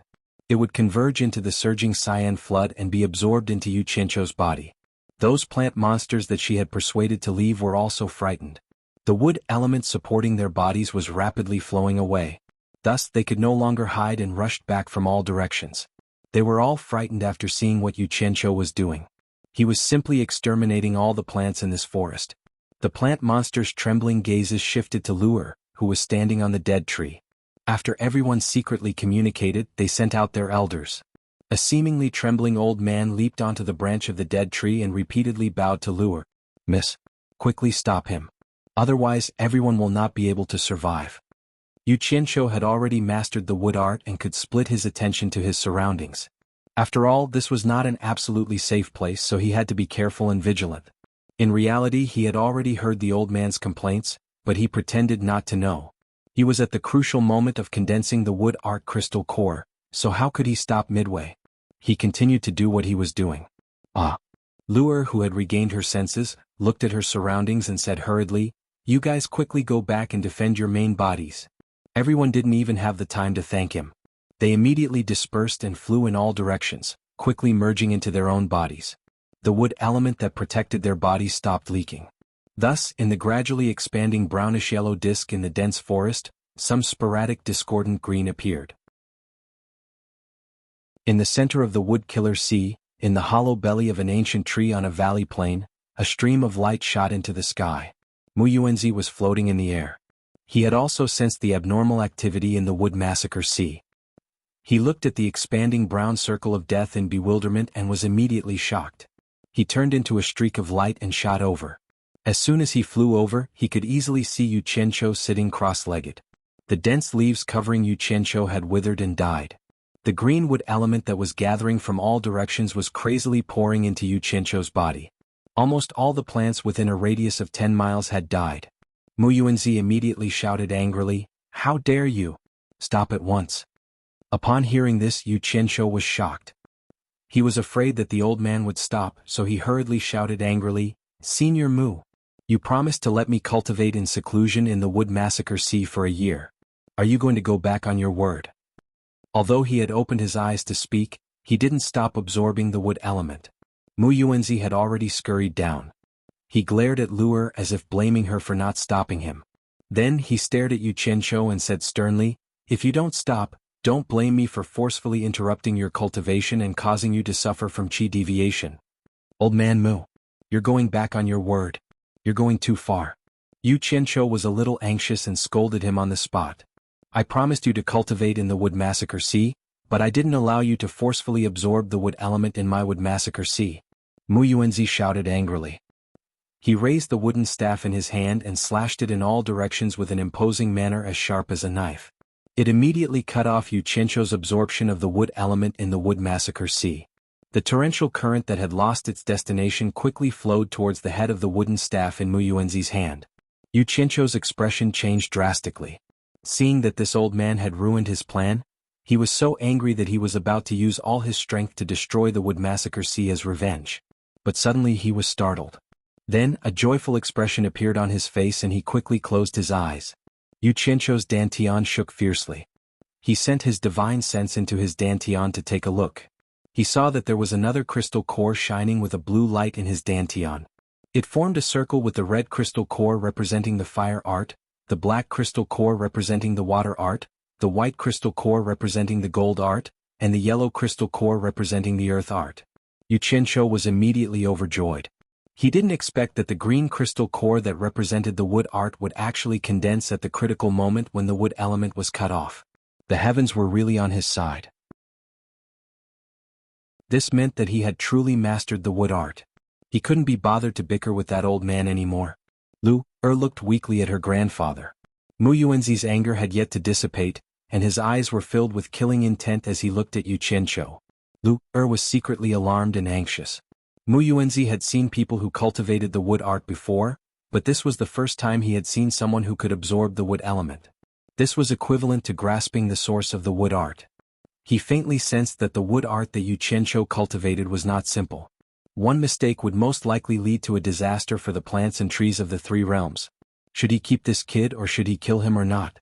Mu Yuanzi's expression was dark and gloomy, and he was having a great battle in his heart. On one hand, he felt that keeping Yu Qianqiu alive would be a disaster for the plants and trees of the three realms. On the other hand, if he killed Yu Qianqiu, he who had always been aloof and virtuous, would not be able to accept it. After struggling for a while, Mu Yuanzi forcefully suppressed his killing intent. He had promised to let the other party enter seclusion for a year, but he killed him while he was cultivating. Mu Yuanzi could not bring himself to do such a thing. The main reason was that he did not want the integrity that he had upheld for so many years to be destroyed by a mere Yu Qianqiu. On the other hand, he was not afraid of what Yu Qianqiu could do. Even if Yu Qianqiu did something out of line, he was confident that he could get rid of this scourge at any time. After all, the difference in cultivation between the two of them was too great. Seeing that the killing intent in her grandfather's eyes had disappeared, Lu immediately heaved a sigh of relief. As for Yu Qianqiu, there was a huge change in his dantian. He did not have the energy to care too much about it. He quickly opened his eyes and looked at Mu Yuanzi. Seeing that the other party was no longer pursuing the matter, he also heaved a sigh of relief. The 10 nascent souls in his dantian had merged into one when his cultivation broke through to the early-stage minor immortal realm, becoming 9. At this moment, the 5 colored crystal cores that represented the 5 elements art had already been arranged. They were rapidly revolving around the 9 nascent souls that were sitting cross-legged. Winds and clouds surged in Yu Qianqiu's dantian. This was not the first time he had experienced this kind of situation, and he immediately understood that his cultivation was about to break through. What he needed to do now was already very experienced. A storage bracelet containing 10 billion divine-grade spirit stones appeared on his wrist, and 2 handfuls of divine-grade spirit stones were already in his hands. Mu Yuanzi and Lu exchanged a glance, unable to figure out what Yu Qianqiu was trying to do. When they turned around, they discovered that the 2 handfuls of divine-grade spirit stones in Yu Qianqiu's hands had their spiritual energy sucked dry, turning from black to grayish-white. Even Yu Qianqiu himself seemed to be frightened by his own actions. Although his eyes were closed, the muscles on his face twitched violently. The dried-up spirit stones in his hands fell to the ground with a huala sound, and 2 more handfuls of divine-grade spirit stones appeared in Yu Qianqiu's hands. However, it felt like a cup of water on a burning cart of firewood. With 2 handfuls of spirit stones in his hands, the spiritual energy was sucked dry in a breath's time. Even after grabbing more than a dozen handfuls of spirit stones, he still felt that it was too slow. Fortunately, he had already forged his immortal physique. If it was in the past, his meridians wouldn't have been able to withstand such an overload of spiritual energy. All of a sudden, Yu Qianqiu's arms moved and the ground caved in, forming a deep funnel. Yu Qianqiu was sitting in the center of the funnel. The grandfather and grandson duo were confused as to what Yu Qianqiu was doing, but the storage bracelet on Yu Qianqiu's wrist emitted a series of rattling noises. Black spirit stones gushed out like a fountain, filling up the entire funnel in an instant, burying Yu Qianqiu inside. Grandfather. What is he doing? Lu couldn't help asking curiously. Mu Yuanzi had also forgotten about the previous matter. His eyes were filled with doubt as he shook his head and said, "It seems like he is absorbing the spiritual energy from the spirit stones to cultivate. But how can his body endure absorbing so much spiritual energy in such a short period of time? I have also never seen such a thing before. We'll know if we continue watching." Lu nodded and said, "Oh, How could the grandfather and grandson duo know that the 5 crystal cores in Yu Qianqiu's dantian were spinning rapidly? It was like a bottomless black hole. No matter how much spiritual energy there was, it would still be sucked in without any resistance. If Yu Qianqiu didn't use spiritual energy to fill up his dantian, then even his intestines, heart and lungs would be sucked in.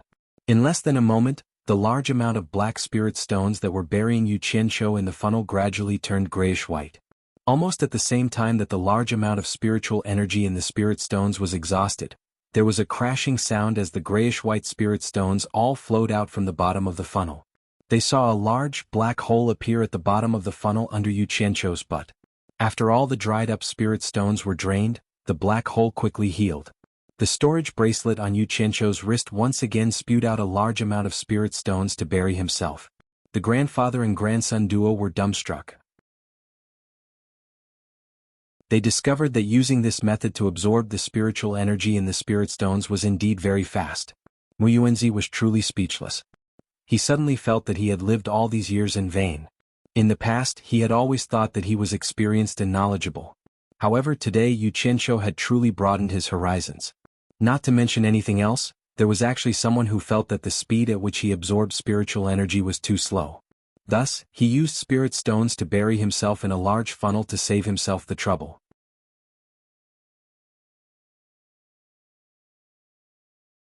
Chapter 11:20.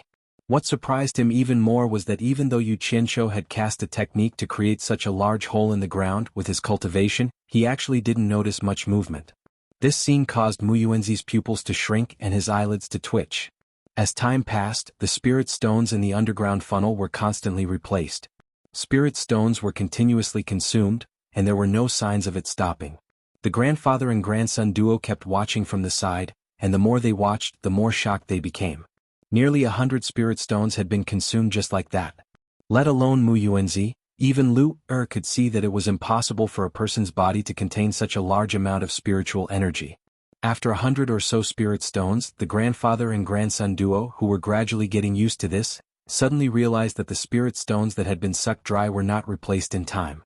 The grandfather and grandson duo's gazes immediately focused on the inside of the funnel. Mu Yuanzi even released his divine sense into the pile of dried-up spirit stones to investigate. One day later, all the spirit stones in the funnel suddenly flowed into the ground, and the funnel that was sunken into the ground slowly bulged up. Yu Qianqiu, who was standing in the center of the funnel, also rose up. The ground under his feet became flat again as if nothing had happened. Luer's eyes blinked and she looked curiously at Yu Qianqiu. Mu Yuanzi looked at the smiling Yu Qianqiu and sized him up. Suddenly, his expression shook, and he cried out involuntarily, "You directly advanced from the initial stage of minor immortal to the initial stage of exalted immortal?" Lu couldn't help but let out an ah when she heard this. Yu Qianqiu was in high spirits and his face was beaming with joy. He chuckled and cupped his hands at the two, saying, "This is all thanks to Senior's feng shui treasured land." Mu Yuanzi's eyes were filled with bewilderment, but they gradually returned to normal. He narrowed his eyes and said in a deep voice, "You also know how to control the earth attribute?"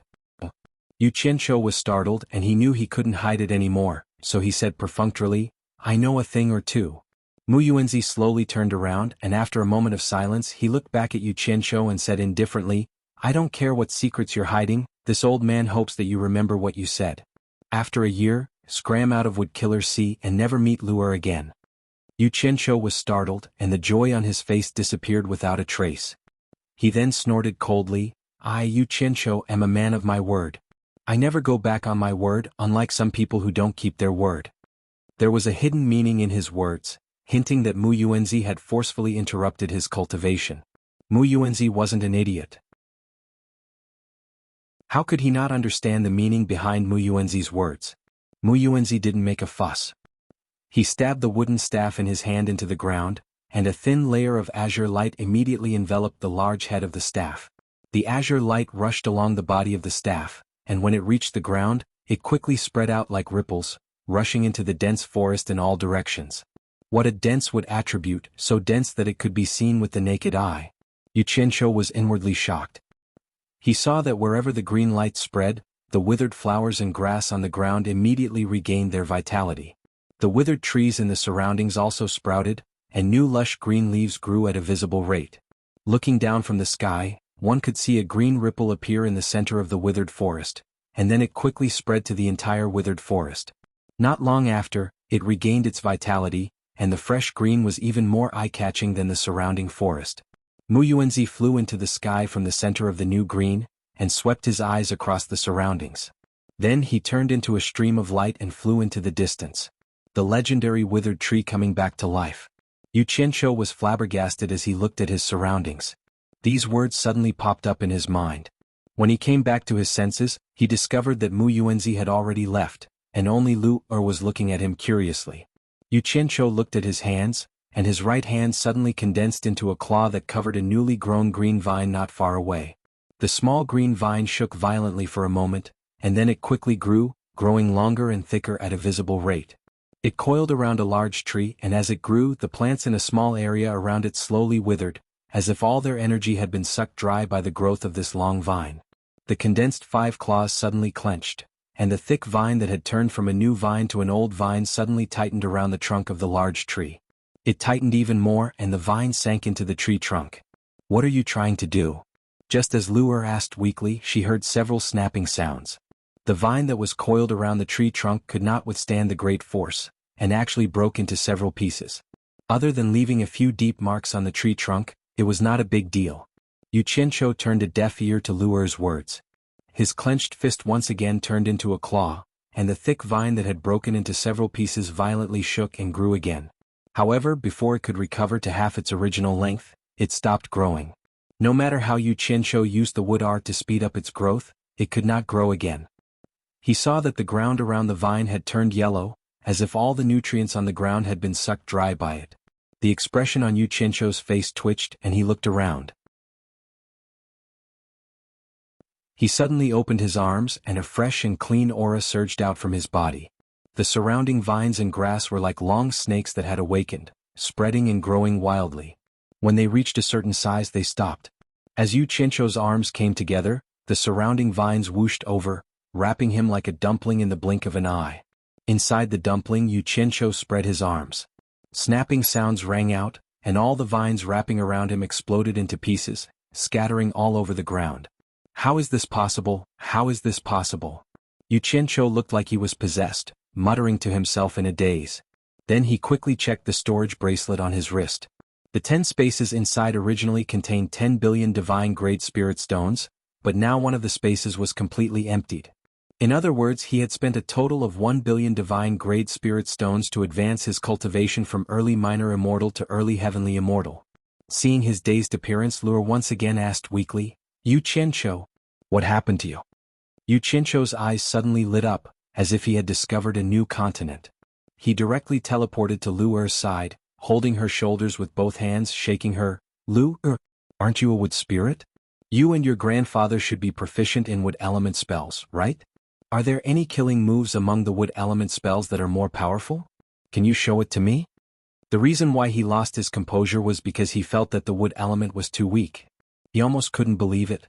The wood element was the one that took the longest time, and was the most difficult to cultivate. Its power shouldn't be this weak. He thought of the earth element, which wasn't very powerful, and couldn't help but have a strange feeling. Could it be that the easier it was to cultivate, the stronger it was, and the harder it was to cultivate, the weaker it was? This didn't make sense. He guessed that he had just learned it and had yet to comprehend its profoundness, so he asked Lu Er to clear his doubts. Lu Er hummed like an obedient baby. Yu Qianqiu smiled flatteringly and quickly let go of her shoulders. He saw Lu Er look around, and then flashed to a small yellow flower not far away. She stretched out a finger and pointed at the flower. The flower quickly sped up, and as the petals withered, it had already produced a mature fruit, flower seed. Lu Er quickly plucked it and flashed back to Yu Qianqiu. She plucked a brown sesame-sized flower seed from a bunch of flower seeds, and casually threw the rest away. That small flower seed was placed in the center of her delicate palm, and she spread it in front of Yu Qianqiu, saying, "Look carefully." "And?"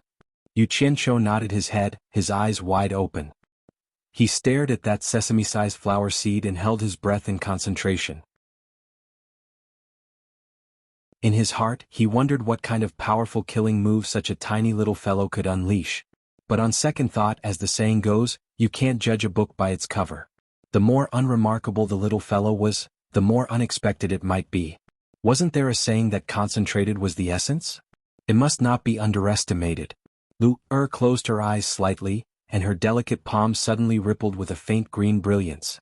Not long later, like performing magic, that tiny little fellow in her palm evolved into hundreds of similar illusions. Not long after, the illusions gradually solidified, and the brilliance on her palm disappeared. Hundreds of sesame-sized brown flower seeds laid in Luer's palm. Did you see it? Luer opened her eyes and she proudly spread out her palm. What did this mean? Yu Qianzhou's face was bewildered. He was fooled by this magic-like method. He scratched his head and stared at the hundreds of flower seeds in confusion. After looking for a while, he still couldn't see any powerful killing move. He thought to himself, could it be that these little fellows could explode like an atomic bomb? He raised his head hesitantly and asked, Luer, don't look down on their small size. Grandpa said that no matter if it's us wood spirits or those wood cultivators, only those who can master this move have truly grasped the true essence of the wood attribute spell. I spent many years to learn it. Luer warned him very seriously.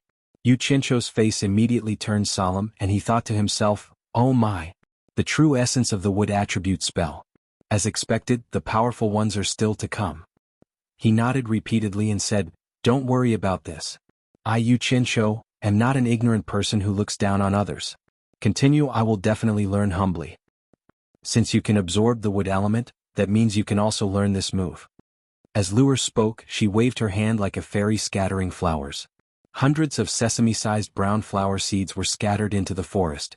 Immediately after, new green buds sprouted from the ground at a visible speed, slowly growing into a plant. The flower buds also rapidly bloomed on the branches. In the blink of an eye, hundreds of newly sprouted yellow flowers swayed in the forest with a fresh fragrance. It was very pleasing to the eye. Yu Qianzhou foolishly looked at the yellow flowers without blinking, waiting for the subsequent explosion of power. He was even considering if he should move further away to watch in case he was accidentally injured. Who knew that after waiting for a while, there would be no reaction? Tilting his head to look, he saw Luer proudly standing there with her hands behind her back, looking like she was waiting for his praise. Yu Qianzhou swallowed his saliva with difficulty. He asked in a somewhat incredulous and trembling voice, Luer, it's over? Yeah. Don't tell me you want to watch it again? Luer revealed a look of indifference. She turned around and found the cluster of flower seeds that she had previously thrown away.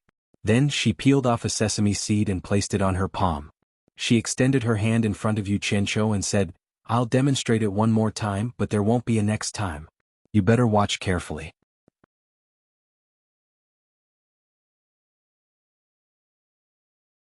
Chapter 11:21. It's over. I've failed miserably in a simple task today. As expected, the more harmless something seemed, the easier it was to deceive people. Yu Qianzhou immediately had difficulty breathing, his brain lacking oxygen. His face darkened as he stared at Luer and gritted his teeth. Luer, you tricked me? If they weren't in someone else's territory, he would tie her up and beat her up before saying anything else. A gentleman prefers death to humiliation. Luer was stunned. How did I trick you? You. Yu Qianzhou was exasperated and speechless as he pointed at the sesame seed on her palm and said indignantly, what kind of powerful killer move is this? Can plants kill people? You're still saying you're not tricking me? Killing people? Why would you kill people for no reason? Luer waved her hands fearfully. I've never learned those killing moves. Even if Grandpa told me to learn them to defend myself, I wouldn't learn them. Yu Qianzhou's embarrassment and anger disappeared. He raised his eyebrows and said, if that's the case, it's not that there aren't powerful killing moves among the wood attribute spells, but you don't know. His tone suddenly took a 360-degree turn. Like a wolf grandmother, he said patiently, does your grandpa know a lot? He remembered that Bai Changchun once said that the 5-element spell he cultivated was a great spell of the origin of heaven and earth. After mastering it, it would be very powerful. Even Bai Changchun himself sighed at his inferiority. But now that he had completely mastered the 5-element spell, other than his cultivation increasing a little, he didn't find it very powerful. It was far from old man Bai's impressive means. He faintly felt that he had a mountain of treasures, but he didn't find the key to open it. Luer nodded, then quickly shook her head. Although Grandpa knows, he won't teach it to outsiders. Teach it to outsiders, again? Yu Qianzhou asked curiously. You mean your grandpa once taught powerful killing moves to others? Luer acknowledged and said, back then when my spiritual consciousness was first awakened, it was nurtured in grandpa's staff and had yet to take form. I once saw a few of grandpa's friends coming to what killers see from the outside world. I heard from grandpa that their cultivations were very profound, even more powerful than grandpa's. One of them was said to be the #1 expert of the 3 realms, called Demonic God Knight. Demon God? Yu Qianqiu was shocked. Did your grandfather impart a powerful killer move to Demon God? That's not right. Even if a normal person knew about a wood elementalist killer move, they wouldn't be able to practice it. Could it be that the Fiend Celestial also knows wood elemental spells? Luer shook her head and said, no. At that time there were many things that I didn't understand.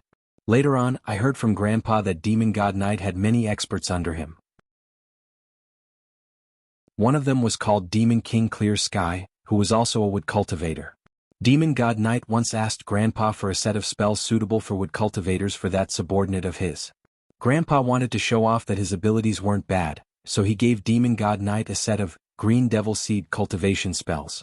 Later on, when the 3 realms were in chaos, Demon God Knight went berserk and led his subordinates to massacre the 3 realms. Only then did Grandpa know that he had caused trouble. This matter made Grandpa very vexed, and from then on he didn't easily impart spells anymore. Green Devil Seed? Is that a very powerful killer move? Yu Qianqiu licked his lips covetously. Grandpa said that once the Green Devil Seed is injected into the human body, it will silently take root and sprout in the human body. The person won't be able to detect it at all. After it completely takes over the body, it will start to take effect and the entire person will turn green. Under the control of the caster, they will become a wood puppet. The scariest thing is that the person under the spell is clearly conscious, but their own body will no longer have the slightest connection with them. No matter how high their cultivation is, they won't be able to control themselves. They can only watch helplessly as they do things that they don't want to do, suffering mental torture, Luer said with some horror. Why was it somewhat similar to Yan Zhuixing's demon eye ecstasy? However, the torture that made one's consciousness remain conscious was even more vicious. Yu Qianqiu pondered and said with a frown, is there no way to break it? There is. Luer nodded and said, Grandpa said that anyone who cultivates this art can break it. However, the prerequisite is that their cultivation is higher than the caster. Other than that, there is no other way to break it.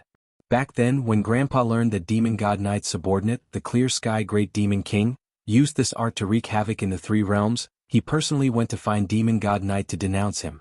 Demon God Knight made that Clear Sky Great Demon King stop using this art. After that, Demon God went to the God Realm, and the Demon Realm was sealed, so this art never appeared in the 3 realms again. *CK. One's cultivation needs to be higher than the caster, and one has to cultivate this art to be able to break it. That Clear Sky Great Demon King was able to follow Demon God, so his cultivation must be extraordinary. Then other than him, who else can break it? Yu Qianqiu said in shock. There's also Grandpa. Luer shook her head and said, as for whether there are others who can break it, even Grandpa didn't discover it. Looks like it is indeed more vicious than Demon Eye Ecstasy. At least, Demon Eye Ecstasy is not difficult to break. Yu Qianqiu was secretly shocked, and faintly worried that that bullshit Clear Sky Great Demon King would run out from the Demon Realm again. However, after thinking about it, he felt that the possibility was not too high and he was worrying too much. He rubbed his hands and asked, are there any other powerful killing moves among the wood attribute arts? Luer finally became alert and she asked in bewilderment, do you really want to learn those powerful killing moves? Having his intentions seen through, Yu Qianqiu coughed and said with a solemn expression, I just want to understand a little more in case I fall into someone else's hands one day. It's better to be prepared. Even if you want to learn, Grandpa won't teach you, Luer said with a pout. Yu Qianqiu's expression stiffened. Thinking that it was indeed impossible for the old fellow to teach him, he couldn't help but become dispirited. Seeing that he was unhappy, Luer hurriedly approached and comforted him. Actually, the true strength of the wood attribute arts is not in those powerful killing moves. It doesn't matter whether you learn them or not. Yu Qianqiu's half-lidded eyelids suddenly opened, rippling with a strange splendor. His eyes glowed again and he moved his head closer to secretly ask in a low voice, Luer, could it be that there is an even more powerful secret hidden in the wood attribute arts? Luer said with a slightly reminiscing expression, I remember once I asked Grandpa how I was born into this world, and why I didn't have parents. So, Grandpa talked to me about the 5 great spirits of heaven and earth, saying that we are the wood spirits born from the essence of the universe, and that we are the most mystical and the greatest of the 5 great spirits. The most mystical and the greatest? The splendor in Yu Qianzhou's eyes became even brighter, and he asked anxiously, "What did your grandpa say?" Lu'er tilted her head and recalled, "Grandpa said that after many years of comprehension, he discovered that the 5 great spirits of heaven and earth should have their own true meaning of life, and our wood spirits is the most profound, representing the most mysterious life in the universe. Therefore, the true meaning that we pursue should be the word life. If we really comprehend the profound meaning of life, we will naturally be very, very powerful." Just this. Yu Qianzhou rolled his eyes on the spot. He wouldn't hide somewhere and slowly comprehend for tens of thousands of years, or even hundreds of thousands of years, just for the sake of some profound meaning of life. If he did that, he would definitely go crazy. His creed was that 10,000 years was too long, and he should seize every moment. Yu Qianzhou casually asked with a lack of interest, "What is the true meaning that the other 4 spirits of the 5 great spirits of heaven and earth pursue?" The little girl didn't know how to read a person's expression, and still replied very seriously, "I also asked Grandpa about this. Grandpa said he didn't know either, but Grandpa had guessed that if anyone could comprehend all the true meanings of the 5 great spirits of heaven and earth, they would very likely become immortal and reach the powerful realm of eternal life." Immortal and immortal? Yu Qianzhou thought of the fact that he had already cultivated the 5 elemental arts, and couldn't help but stare blankly. Then he snorted disdainfully. It was more like having nothing to do after eating. Just one true meaning was enough, and to spend countless years to comprehend 5 true meanings, it was more like there was something wrong with his brain. He had now completely lost interest. Just as he retracted his head that was in front of Lu'er, he suddenly exclaimed in surprise. His nostrils flared, and he stuck his head in front of Lu'er again. He sniffed a few times and looked at Lu'er strangely. "Why can't I smell the fragrance on your body anymore?" Lu'er, who was proud of herself as a teacher, had a huge change in expression when she heard this. She seemed to have thought of something and took a few steps back. She looked at Yu Qianzhou with incomparable horror and said, "Grandpa said that humans who have cultivated the wood elemental arts all desire to devour us wood spirits. Could it be that you also want to? Could it be that he couldn't smell the fragrance of the wood spirits because he had cultivated the wood elemental arts? Why was it the exact opposite of what old man Mu said?" This thought flashed quickly in Yu Qianzhou's mind. He looked at Lu'er, who was abnormally afraid of him, and felt a little helpless. He didn't know what to say. To be honest, Yu Qianzhou wasn't a good person at all. He really had the crooked thought of devouring Lu'er just now. When he saw that old man Mu was too arrogant and thought that he was trapped in the Wood Killer Sea and couldn't escape, he wanted to take the opportunity to kidnap Lu'er and bring her to Utopia, then see how he could devour her. But Yu Qianzhou wasn't completely evil. Facing the innocent, cute and innocent Lu'er, he really couldn't imagine what it would be like if he devoured her. He couldn't bear to do it. Instead, he hoped that Lu'er could be a little more evil. It would be best if she could be so evil that he wanted to kill her. Then, he would be able to do evil things with a clear conscience. But, Lu'er, don't worry, I'm a good person. I won't do those kinds of things that bad people do. Yu Qianzhou had a bitter smile on his face as he was defeated by Lu'er. Now he had his eyes on Mu Yuanzi, but Mu Yuanzi's cultivation was too high. It was not something he could deal with his current cultivation. "Really?" Lu'er asked a little timidly. "Sigh. Whether you believe me or not, I'm going to leave the Wood Killer Sea anyway." "You don't have to worry." Yu Qianzhou looked around. He really couldn't stay any longer. It wasn't that he didn't want to continue staying in the Wood Killer Sea to think of a way to steal the killer moves related to the wood elemental arts, but he had unknowingly stayed here for almost 2 months while cultivating. He didn't know what the situation outside was like, and he was really worried that something would happen to the daiming wheel.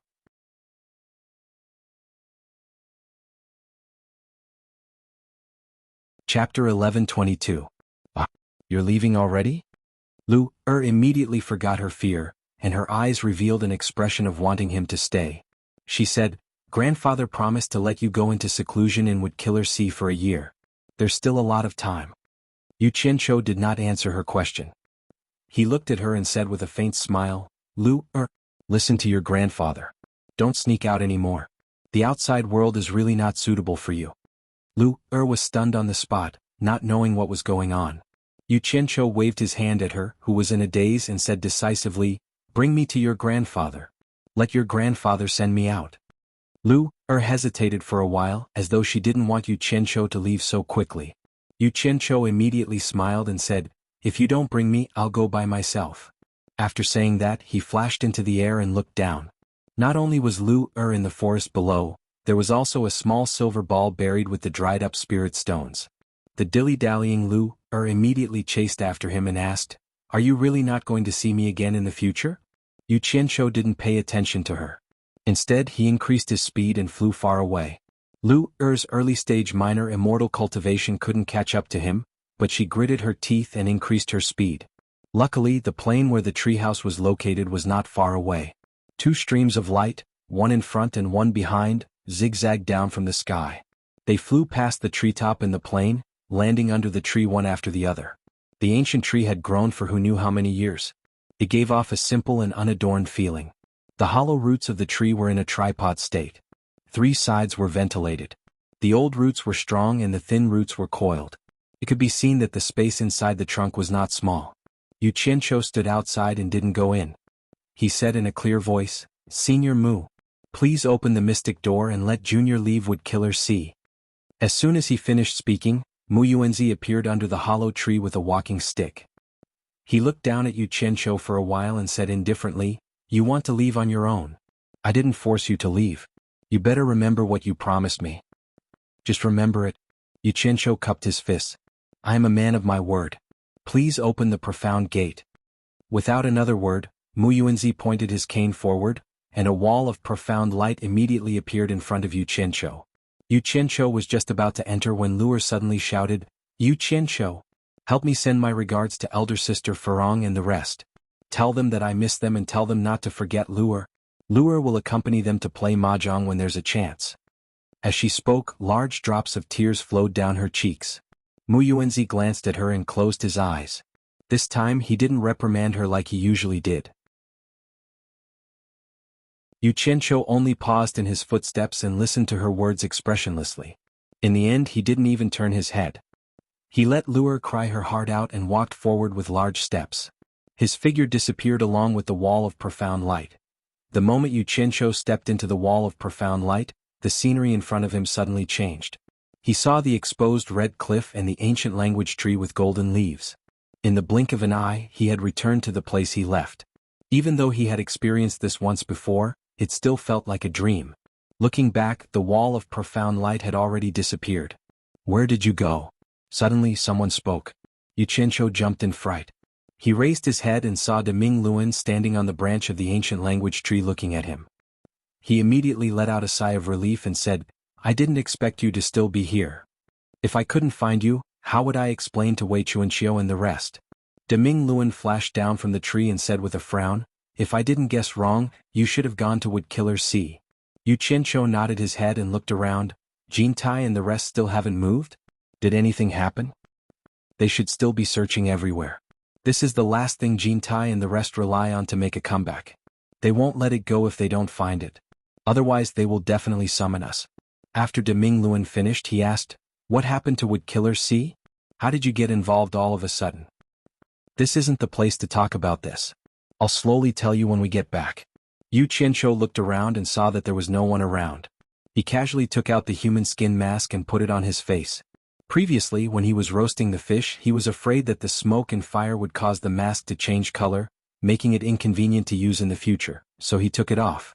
Now that the matter wasn't over, he still had to wear it and continue pretending to be awesome. Just as he finished dressing up, the two of them were startled at the same time. They quickly took out the communication jade talismans that Jintai had distributed to everyone. The two of them held the jade talismans for a while and looked at each other in dismay. They then crushed the jade talismans in unison. After doing this, Yu Qianqiu sneered, "That madman Jintai really dared to do this. It's not surprising. He has always been an extreme person. To achieve his goals he would do anything." Deming Luan frowned and said, "Are we really going to do as he said?" It turned out that the two of them had just received a message from Jintai. Jintai ordered them to immediately set fire to their respective locations in the ancient forest. Moreover, the requirement was to set the fire. Those who disobeyed would be killed without mercy. There was no room for discussion. If others heard this order, they would definitely be confused. Unfortunately, the two of them had heard Jin Tai and Bai Qi casually mention this matter, so they knew what kind of conspiracy it was. Who would listen to him? This guy only cares about himself. He doesn't care about the lives of his subordinates. Yu Qianqiu snorted disdainfully and pouted his lips. Don't you know what kind of place this is? If we really set a few fires here, once we alarm the grasswood spirits in the ancient forest, we will incur the wrath of the masses. The taste of being beaten up by the masses will not be good. At that time, you and I will not be able to bear the consequences. The others don't know about the conspiracy and have no way out. They will most likely do as we say. Deming Luan let out a long sigh. Hearing this, Yu Qianqiu fell into silence. He thought of Tai Shuxian and Qing Yang and didn't know what would happen to them. Thinking about it, he suddenly exclaimed, "What do you mean by setting fire now? Could it be that Jin Tai and Bai Qi have already taken the risk to lure Wang Qing and the others here? Otherwise there is no point in setting fire now. It's not impossible. The two of them saw that they couldn't find that person to help after such a long time, so they won't keep delaying. Otherwise, when Wang Qing and the others stabilize the forces in the Immortal and Netherworld, they will have spies everywhere in the Immortal and Netherworld." Deming Luan pondered for a moment, then said, "At that time, no matter where they escape to, they will inevitably be discovered by Wang Qing and the others. How can they run around like now? I'm afraid that they won't even be able to find a foothold in the three realms. So, it is very likely that Jin Tai and Bai Qi have already taken the risk. They are just hiding it from everyone and treating everyone as chess pieces." Yu Qianqiu nodded in agreement. Suddenly his gaze stopped in the distance. He was stunned and said, "Someone has already started to do as Jin Tai said." Deming Luan looked back and saw a cloud of thick smoke rising in the distant sky. Not long after, the sound of a fierce battle came from that direction. Boom.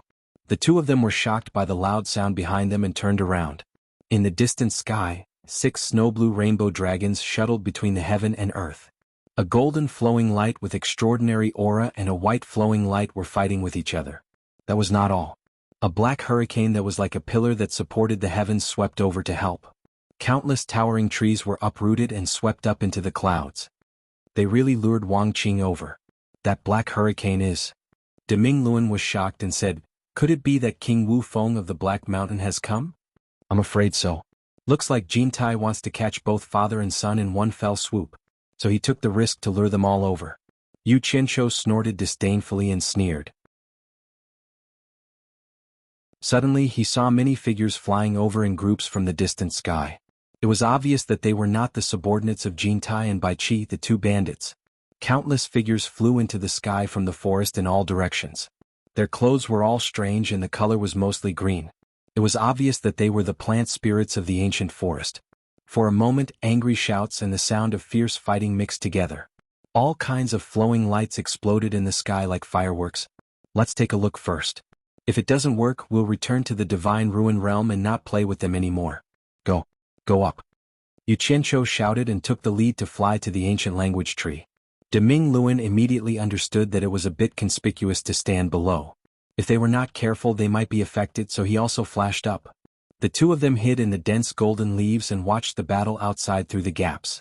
Seeing that the incomparably powerful hurricane had joined in, the two flowing lights, one gold and one white, immediately broke away from the battle with the 6 snow-blue rainbow dragons. They streaked across the sky at an unbelievable speed and escaped. "Jin Tai, Bai Qi, the two of you have lured us father and son all the way here. If you have any schemes, then use them." A loud voice came from the black hurricane and resounded through the world. It seemed to have seen through Jin Tai and Bai Qi's scheme. However, the two of them were different from the previous times. They no longer ran and stopped but left without turning back. With the cultivation of everyone present, it would be very difficult to catch up to the two of them. Wu Feng and Wang Qing wanted to lead the large number of people gathered from the underworld and various sects to continue the chase, but they found that they were met with great resistance. Countless grass and wood monsters rushed over from all directions, doing their best to stop them from advancing any further. 6 snow-blue rainbow dragons immediately plunged into the densely packed grass elves and slaughtered them as easily as crushing dry weeds and smashing rotten wood. The whirring black hurricane easily swallowed up the people that swarmed over. This was a completely unbalanced battle, but the countless plant monsters still rushed over without any regard for their lives to die. For a moment, there were endless screams. Wu Feng and Wang Qing's father immediately felt that something was wrong. They hadn't met any resistance along the way. Why did they meet so many people who didn't want their lives here? Could this be Jintai and Baichi's scheme? Strange. Why are there so many plant monsters helping Jintai and Baichi without any regard for their lives? Deming Luan, who was hiding on the ancient language tree, was suspicious. He then sighed with some emotion and said, "Rushing over is just throwing away their lives, why bother?" Yu Qianqiu also felt that it was strange. He looked around and his gaze landed on the bronze tree trunk.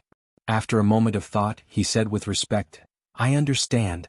They are protecting the ancient language tree we are hiding in, and also the last barrier protecting their home."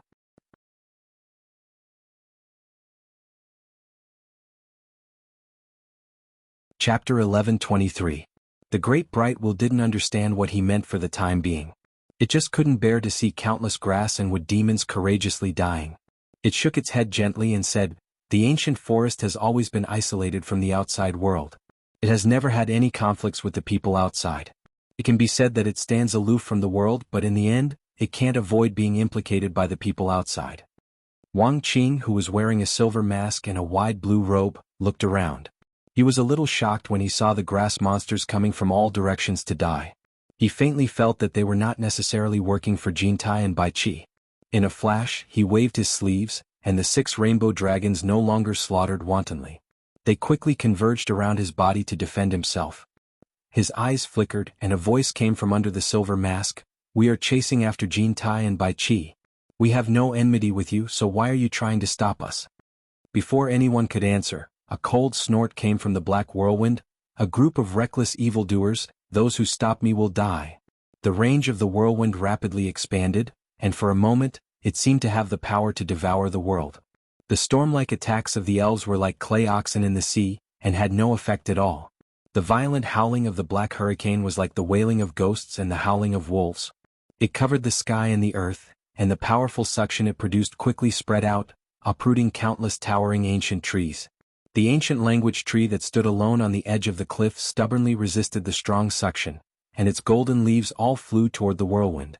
The strange thing was that every leaf was extremely firm, and even though it shook violently, not a single leaf fell off. Under the suction of the strong wind, the ancient language tree's gentle whisper turned into a sharp mournful cry, as if it was telling its vicissitudes of life and suffering, as if it was begging for mercy. The burning sea of fire in the distance was rapidly expanding with the help of the wind. The elves had no time to put out the fire, and they all rushed to block the attack of the strong enemy. Seeing the sea of fire gradually expanding in the ancient forest, the mournful cries soared into the sky, and they didn't know why this disaster suddenly befell them. The billowing smoke was sucked in by the whirlwind, blowing past the ancient language tree. The 2 people hiding in the canopy were almost smoked. Deming Luan clenched his fist in front of his nose and said, "Let's go. If this goes on, I'm afraid that even the 2 of us will be implicated." Yu Qianqiu, who was hugging the tree branch tightly in the strong wind, chuckled and said, "There's no rush." There was no hurry. Wait a little longer. If I'm not wrong, there's going to be a good show soon. I guarantee that you'll be able to broaden your horizons. You can't miss this opportunity, hee. Is there a good show to watch? Deming Luan looked left and right, seeing the strong hurricane approaching. He suddenly frowned and his eyes lit up. "You mean the one from Wood Killing Sea?" In Wood Monster Sea, under the hollow tree, Lure sat on a tree root. She hugged her legs and rested her chin on her hands, not saying a word. The tears on her pretty face had yet to dry. Mu Yuanzi, who was leaning on his staff, looked down at her from above. This time he didn't blame her. He thought that a child's heart was broken, and that a little sadness would pass. Suddenly, a shrill wail came from a distant mountain. The grandfather and granddaughter pair looked back at the same time, and Mu Yuanzi's expression changed abruptly. He teleported high into the sky, and his eyes shone with a green splendor to see into the distance. He saw the branches and leaves of the ancient language tree on the distant mountain, as if it would be uprooted by a gust of wind at any time. Mu Yuanzi's angry snort resounded in the air. He pointed his finger at the void, and the profound wave-light wall appeared. Fierce winds swept in and thick black smoke surged in. Mu Yuanzi smelled the sparks in the black smoke and he immediately became furious.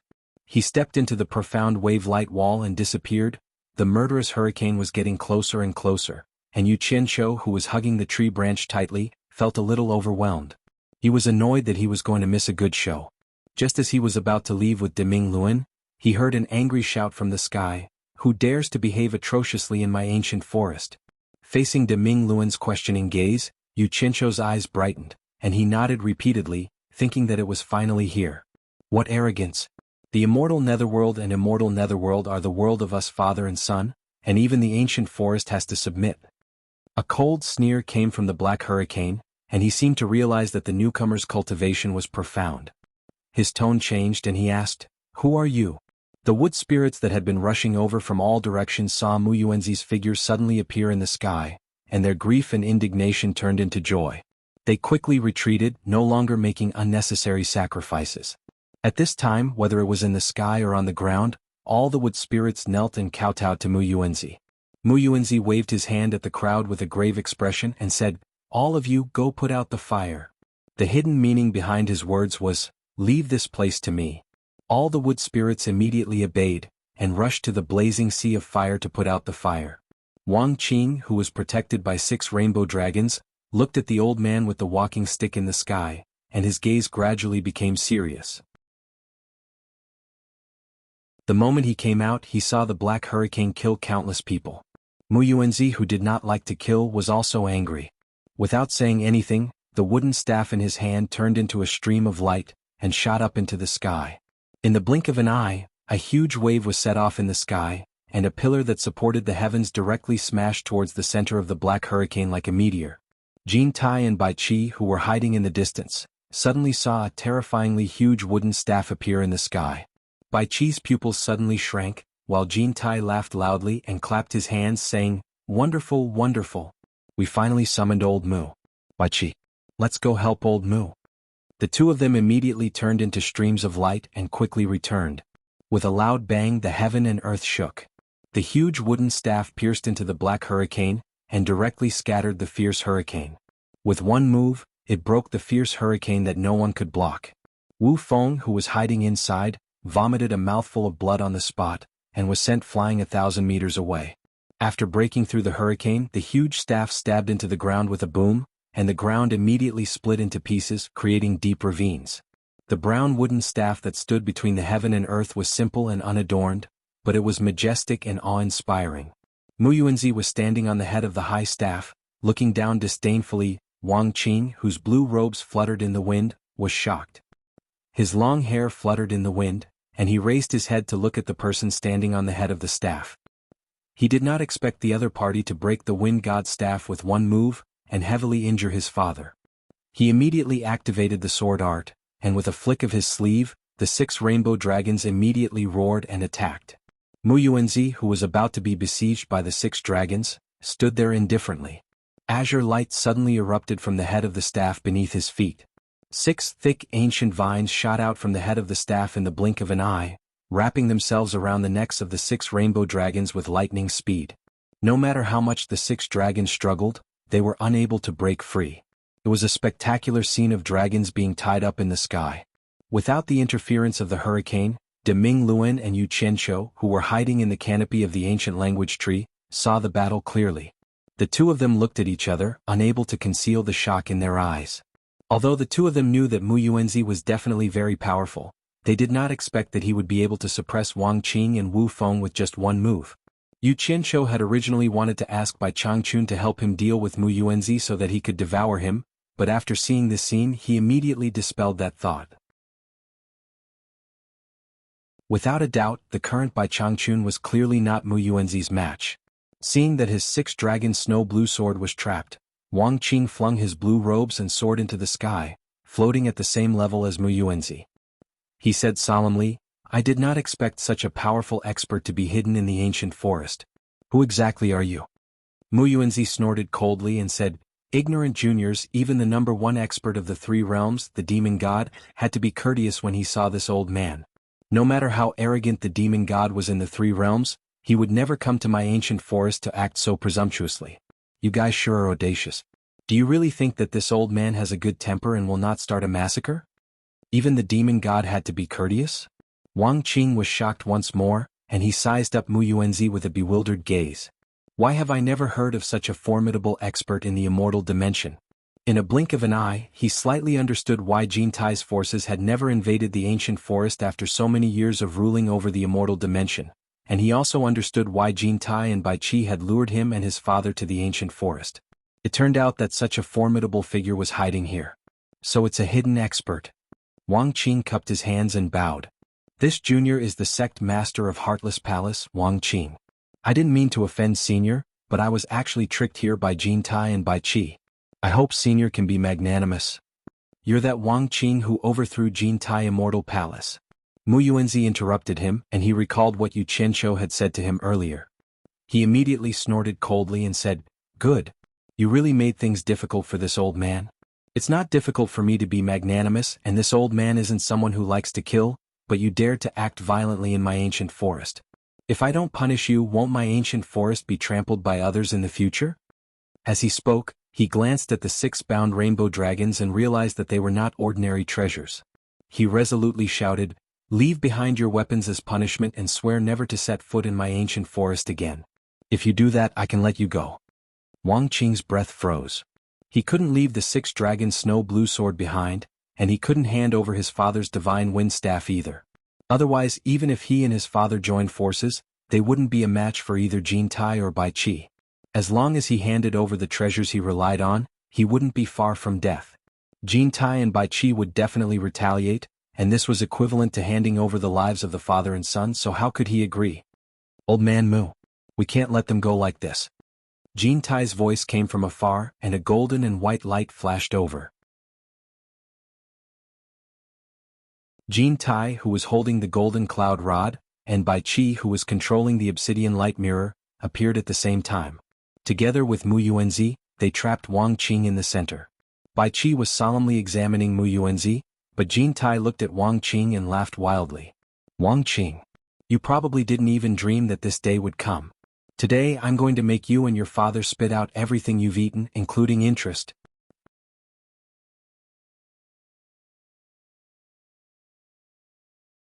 Chapter 11:24. The smoke in the air gradually dissipated. Although the fire had been very big, it was a piece of cake for the wood spirits to extinguish it without any restraints. In just a short while, not even a spark could be found. The various factions that had gathered from the immortal and netherworld realms had not expected such an instant reversal of the situation. All of them were alarmed. Other than the trusted subordinates of Wu Feng and Wang Qing, the other factions had already started to retreat, quietly withdrawing. While Jin Tai was howling with laughter, Bai Qi's heart skipped a beat. He saw Mu Yuanzi, this peerless expert, glare at Jin Tai with a frighteningly cold light. It seemed to be even more hateful than when he looked at Wang Qing. "Jin Tai, you are nothing but a despicable and shameless villain. Sooner or later, I will destroy your body and soul, and you will never be able to reincarnate." Wang Qing stared at Kinta, who was laughing maniacally, and spoke in a cold tone. Even now, it seemed that he had no intention of admitting defeat. Jin Tai revealed a vicious light and smiled proudly. "No need for sooner or later. I will destroy your soul and you will never be able to reincarnate." He was just too happy. He had not thought that he would really be able to turn the situation around with just one sentence. Wang Qing ignored him and looked at Mu Yuanzi. "Senior wants to keep Junior's treasure, which is the same as keeping Junior's life. Forgive me, Junior cannot comply." Jin Tai laughed sinisterly. "I'm afraid it's not up to you." The golden cloud rod in his hand was already moving. "My sword intent is unparalleled and indestructible. It won't be so easy to keep my treasure." Wang Qing's eyes shone with a cold light that seemed to be solid. There was a hissing sound in the air.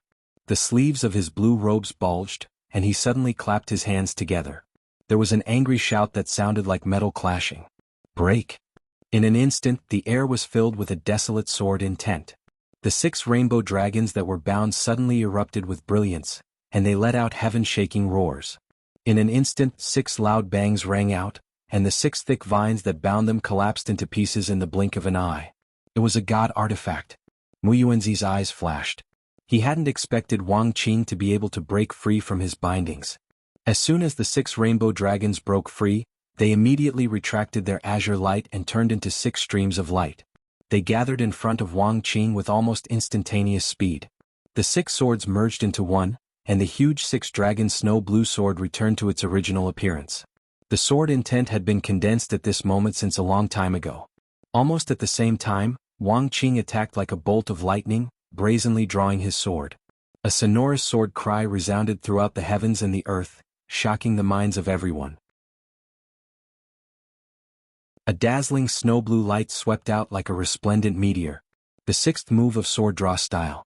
Jin Tai and Bai Qi were taken aback. It was the sixth move of the sword drawing style.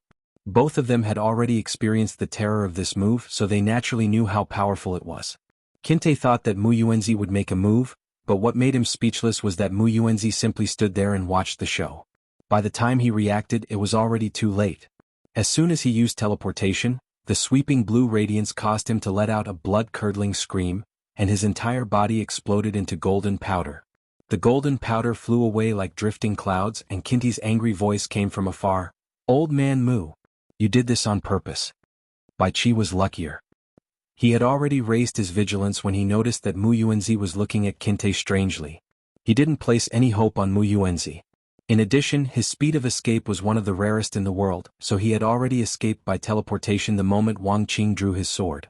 The two who were hiding in the canopy of the ancient language tree and watching the show looked at each other. They didn't expect that Wang Qing could still fly into a rage under such circumstances. He was indeed not simple. Wang Qing didn't chase after him. Instead, he held one of the 6 dragon bodies on the hilt of his sword with one hand and slowly turned around to look at Mu Yuanzi. He said indifferently, "Senior, can't you show mercy?" Mu Yuanzi said expressionlessly, "The power of this move is indeed extraordinary, but do you think you are a match for me?" He didn't know that the 6th move of the sword drawing style could not be used a second time in a short period of time. No. Junior knows his own limits. Junior's sword drawing style might be able to intimidate the two of them, but there is no chance against Senior. As soon as Wang Qing finished his words, Wu Feng, who had been shaken to the core 1,000 meters away, recovered. With a pool of blood on his chest, he flew up to the sky angrily and shouted, "Old bastard! Let's see if your wooden staff is stronger or my wind god staff is stronger." "Father, stop!" Wang Qing shouted loudly. However, Wu Feng didn't care at all. The staff in his hand instantly erupted with light that soared into the sky. It let out clanging sounds as it rapidly spun into the sky and grew larger and larger. In the blink of an eye, a shining staff flew into the sky and smashed towards Mu Yuanzi, who was standing in the sky. A trace of surprise flashed in Mu Yuanzi's eyes. He felt the unparalleled power of his opponent's staff. He didn't expect his opponent's staff to be so powerful. His figure quickly soared into the sky and the wooden staff below him was pulled out from the ground. With a rumble, it shot towards the incoming staff. With a bang, the heavens and earth shook and the air currents shot out in all directions like blades. Mu Yuanzi's wooden staff couldn't even withstand a single blow and was instantly smashed into mud by the wind god's staff. Wu Feng laughed proudly. Even Wang Qing felt slightly surprised. Could it be that the opponent was deliberately mystifying things, but in reality he was just a weakling on the outside and didn't have any true ability? However, just as Wu Feng opened his mouth to laugh, it was as if something was stuck in his throat and he couldn't laugh anymore. The wooden staff that had been smashed into mud did not stiffen up. The brown mud gave people a feeling of hitting a snake with a stick. It quickly spread up, and countless branches and vines quickly wrapped around the divine wind staff. No matter how hard it struggled, it could not break free. Mu Yuanzi waved his hand and countless thick roots quickly grew out of the vines that wrapped around the wind god's staff. They quickly pierced into the ground from the sky and continued to grow underground. They firmly grabbed onto the struggling wind god's staff and quickly dragged it to the ground. Countless vines continued to grow out of the ground and wrapped around the wind god's staff layer by layer. In the end, it was wrapped into an enormous lump and the original shape of the wind god's staff could no longer be seen. Wu Feng turned pale with fright. This was his family treasure, how could he let someone else take it like this?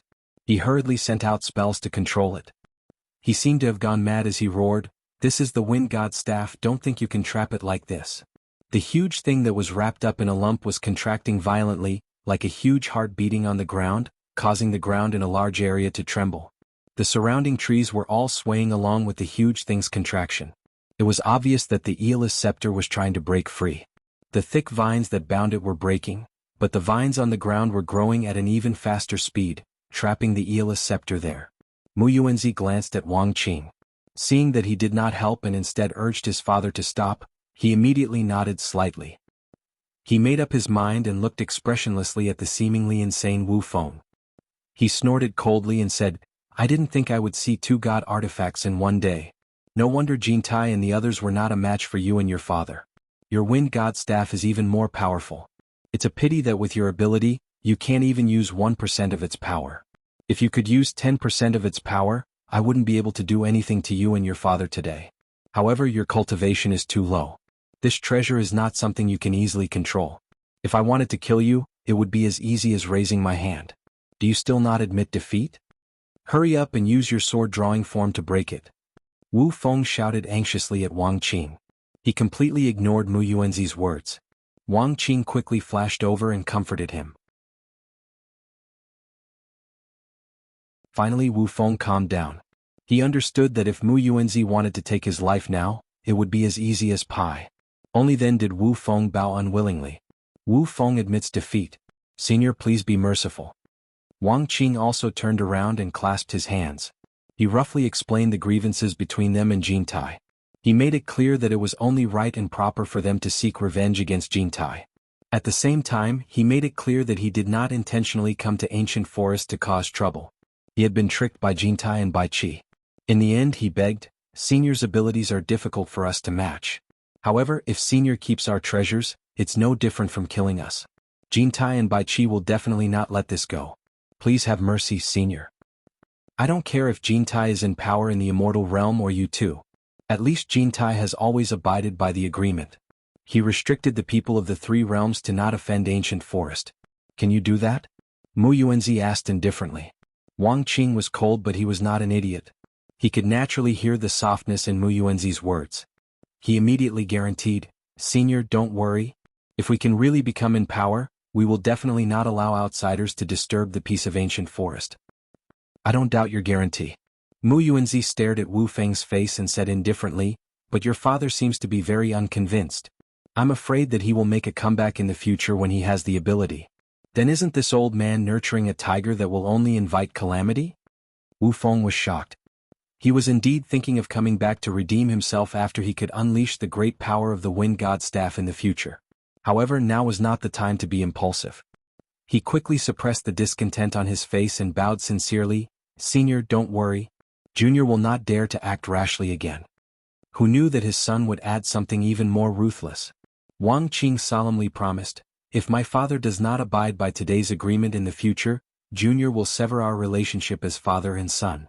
Unless he walks over Junior's dead body, Junior will definitely not allow father to disturb the peace of Ancient Forest again. But Junior also has a request of Senior. Mu Yuanzi didn't think that he would dare to make a request at this time. He paused and said, Speak. My father and I have a great enmity with Jintai and the others. I hope Senior's Ancient Forest will not become their refuge. Wang Qing once again cupped his hands and promised, as long as Senior agrees to this, Junior will definitely not disappoint Senior.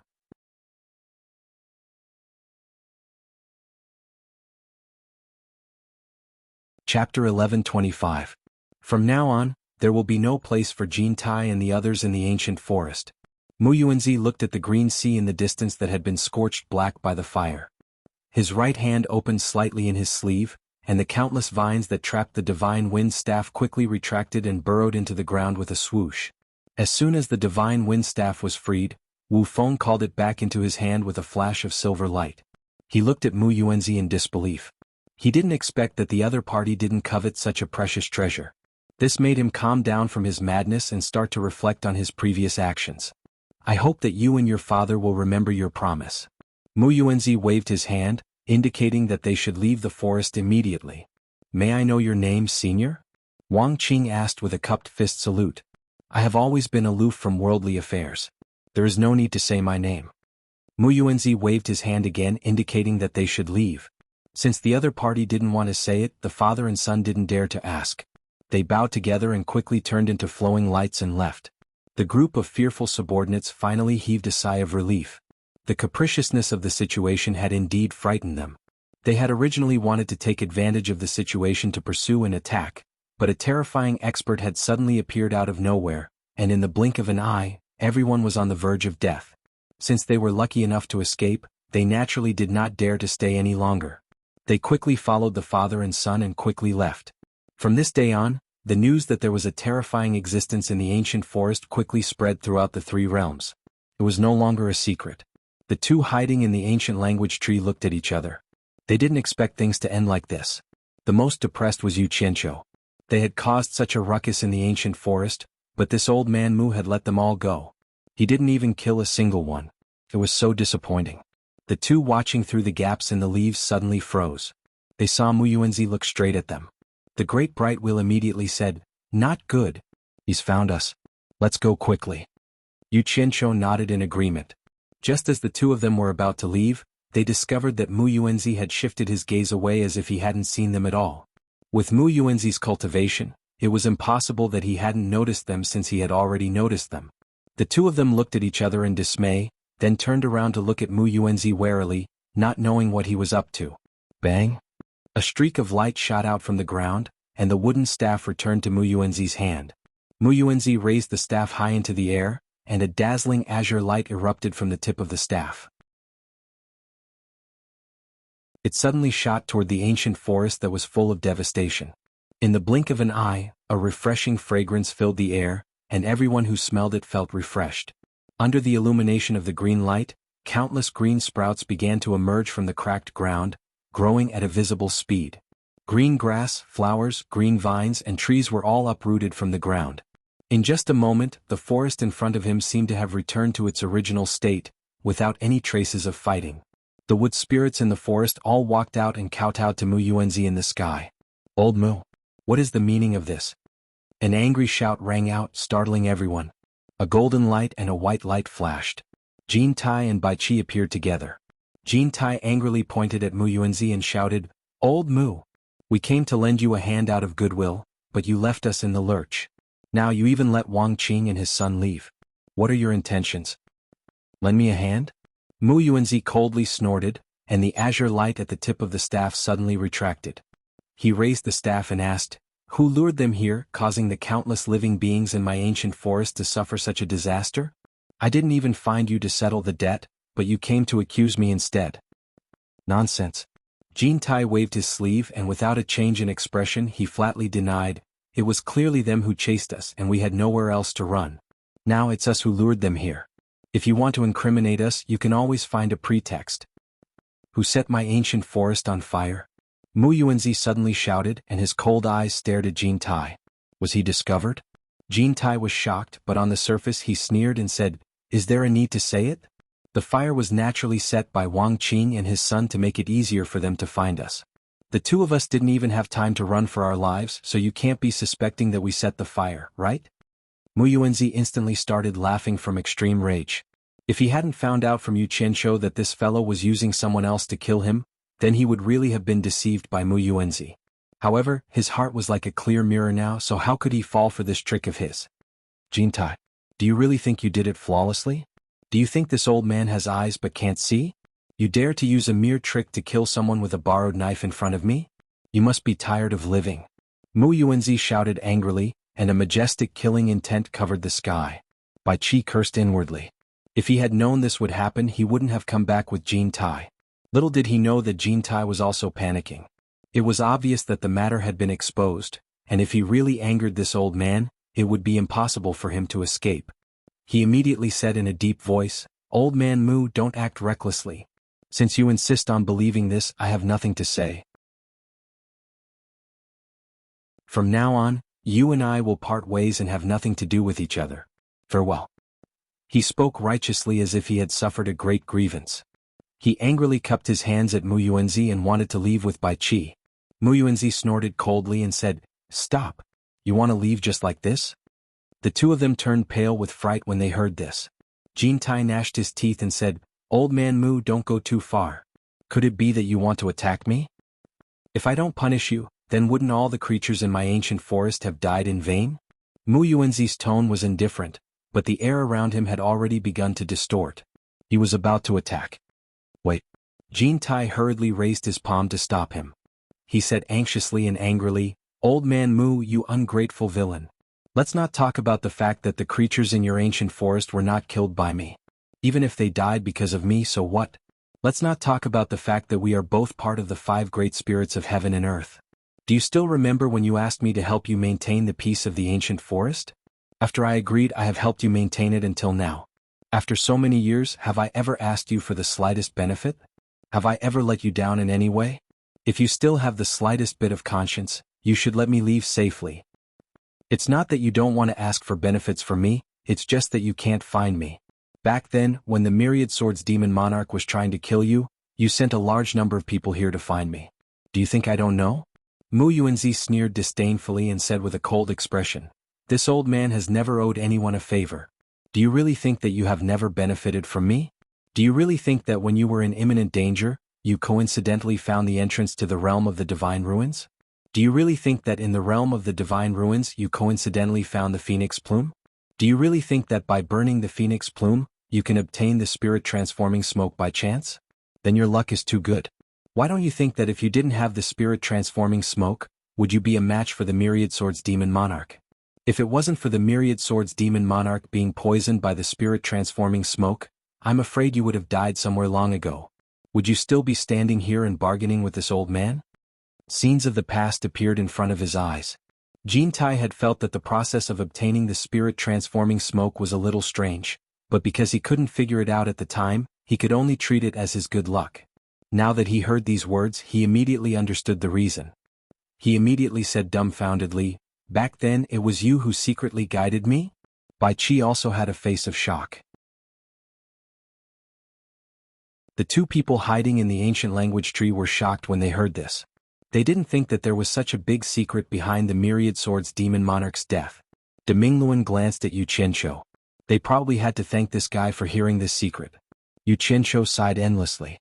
It seemed that the Myriad Swords Demon Monarch had died because of the spirit-transforming smoke, and it seemed that the person who changed the fate of the three realms was this old fellow who hid his strength. He wondered how the Myriad Swords Demon Monarch would feel after his death. Mu Yuanzi said indifferently, "Do you still think that I owe you?" Of course you still owe me."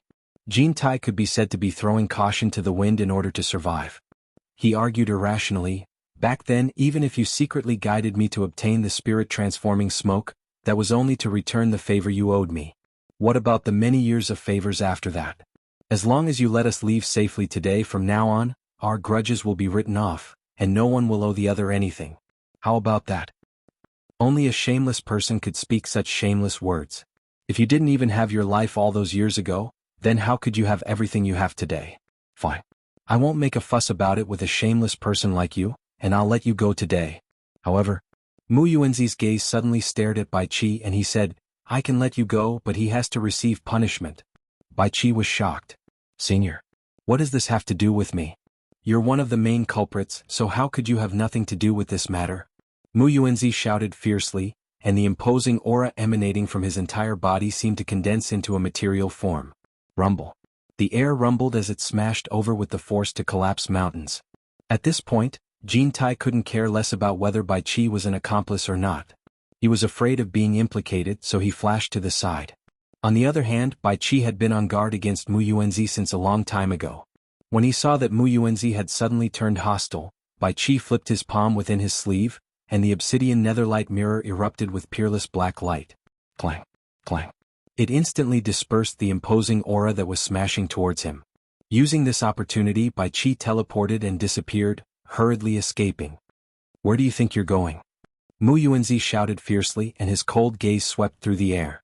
The wooden staff in his hand slashed through the air, and like a meteor chasing after the moon, it directly struck the teleporting Bai Qi out of thin air.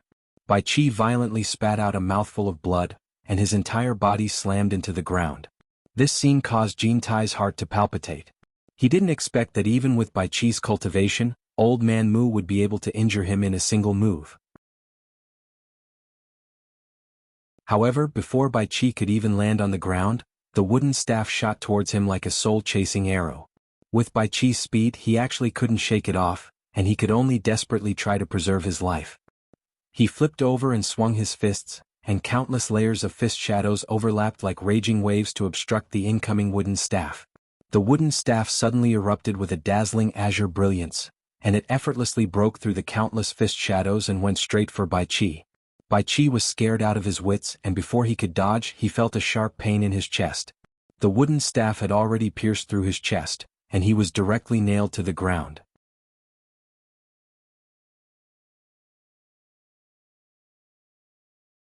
Chapter 11:26. A beam of green light pierced through the white shadow and smashed into the ground. Grass and dust flew everywhere as a large pit appeared. Bai Qi, who was covered in blood, lay in the center of the pit. Looking at the shining green wooden staff stuck in his chest, his face was filled with despair and unwillingness. Although he couldn't move because of the wooden staff, he still held on to his obsidian underworld light mirror tightly. This was the symbol of his rule over the underworld, and he couldn't lose it even if he died.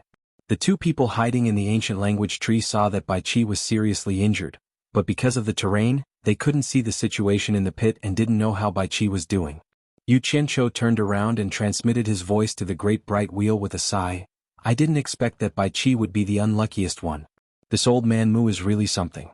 He let both sides go, but he didn't let Bai Qi off. What they didn't know was that although Mu Yuanzi didn't like killing, he controlled the entire ancient forest. If he didn't do something to appease the spirits of the creatures in the forest, how could he calm the hearts of the creatures in the forest? Thus, after picking and choosing, Bai Qi, who seemed to be the least deserving of punishment, was the one who suffered the most. Jin Tai looked at Bai Qi, who was lying in the pit, and then at Mu Yuanzi, his heart pounding.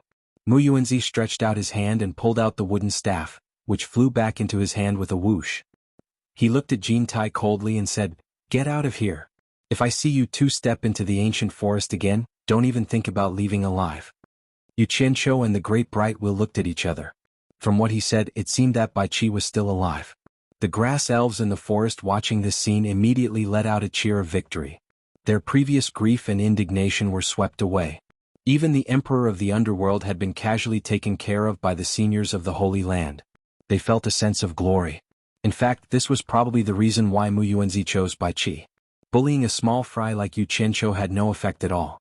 In the deep pit, Bai Qi stood up unsteadily. His face was pale and his white clothes were stained with mud and blood. As soon as he put away the obsidian nether light mirror, Kim Tai flashed down and reached out to support him. Are you all right? He wasn't pretending to be concerned.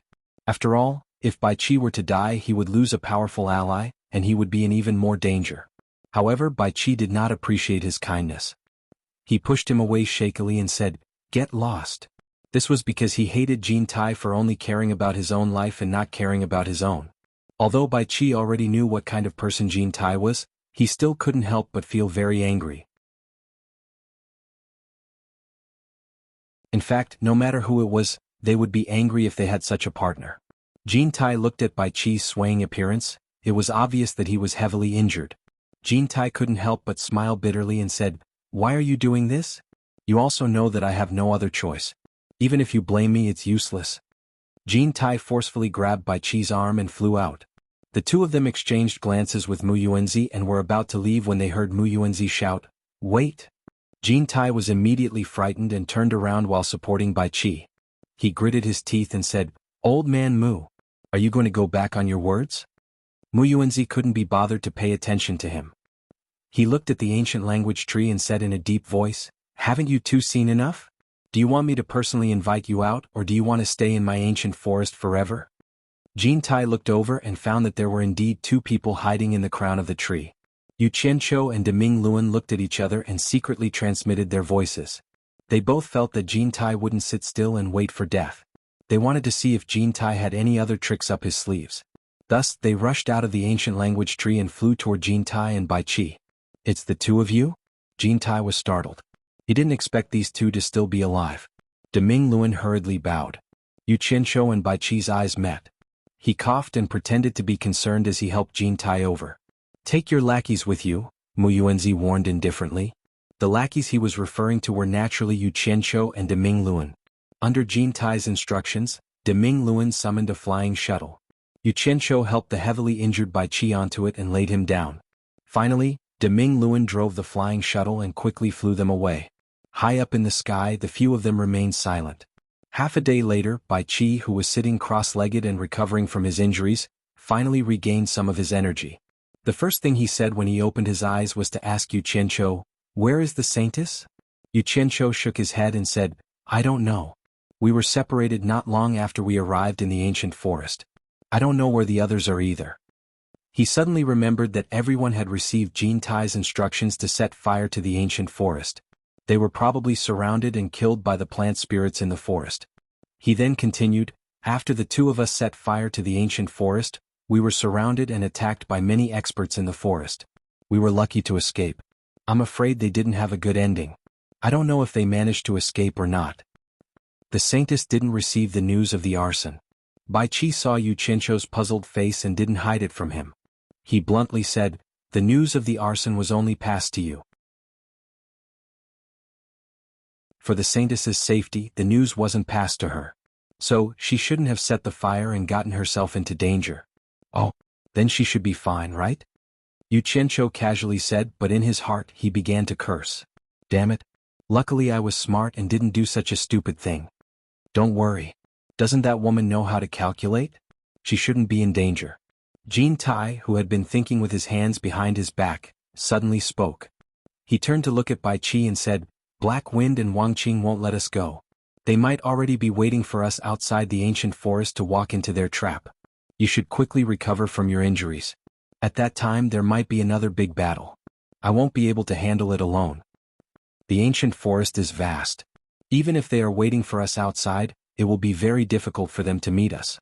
Bai Qi shook his head and sighed, "My injuries are too serious. I won't be able to recover in a short period of time. I need to find a quiet place to recuperate." Find a quiet place to recuperate? I'm afraid that will be difficult. Jin Tai looked around and said, "This ancient forest is a good place to recuperate, but we can't afford to offend Old Man Mu. Also, we don't know how Wang Qing and Black Wind's forces are developing. Whether we can avoid their eyes is another matter." Bai Qi slowly leaned against the end of the shuttle and said slowly, "Think of a way to return to the underworld. I can find a safe place to temporarily stay." As he said this, he was thinking about whether Silver Armor 1,000 soldiers and the others had safely reached the Great Snowy Mountain. "Looks like you still have a way out in the underworld." Jin Tai didn't care about the dignity of an emperor anymore. He sat cross-legged in front of Bai Qi and asked, "Is it where 1,000 soldiers and the others went? Can you tell me where it is so I can have some confidence?" Damn. Another secret. Yu Qianqiu's ears immediately perked up. However, Bai Qi was tight-lipped. He slowly closed his eyes. He wouldn't reveal anything until he reached that place. Seeing how guarded he was, Jin Tai immediately snorted in disdain and said, "You won't reveal a top-secret place. Looks like you are prepared to find a place to curl up for the rest of your life. But don't forget, even if that father and son turn the 3 realms upside down, they won't leave us two behind." Bai Qi coldly snorted and suddenly opened his eyes. He raised his hand to touch the wound on his chest. His expression was ferocious and he said word by word, "Originally, I had the thought of curling up in a corner if I couldn't do anything. I, Bai Qi, am not an unreasonable person, but I am not someone who doesn't take revenge. Old Mu bullied me too much. If I don't take revenge, I am not a man." Yu Qianqiu stood silently at the side. He thought to himself, those who can climb to such a high position are indeed not easy to bully. They are all vicious and merciless people. Let Old Mu's matter go. Jin Tai waved his hand and sighed, "It's not that I look down on you, Bai Qi, but at least for now, you have no hope of getting revenge on Old Mu. It's already good enough if you can get rid of that father and son. I can't kill Old Mu, but it doesn't mean that others can't." Bai Qi laid on the ground and slowly pressed the wound on his chest. His expression was ferocious as he said, "And that father and son, Xingjun and the others can't die in vain. Since things have come to this, don't think about getting away with it." Jin Tai's eyes lit up. "You mean you can find someone more powerful than Old Mu? If there is such an expert, why didn't you say so earlier? Then you wouldn't have to suffer such humiliation."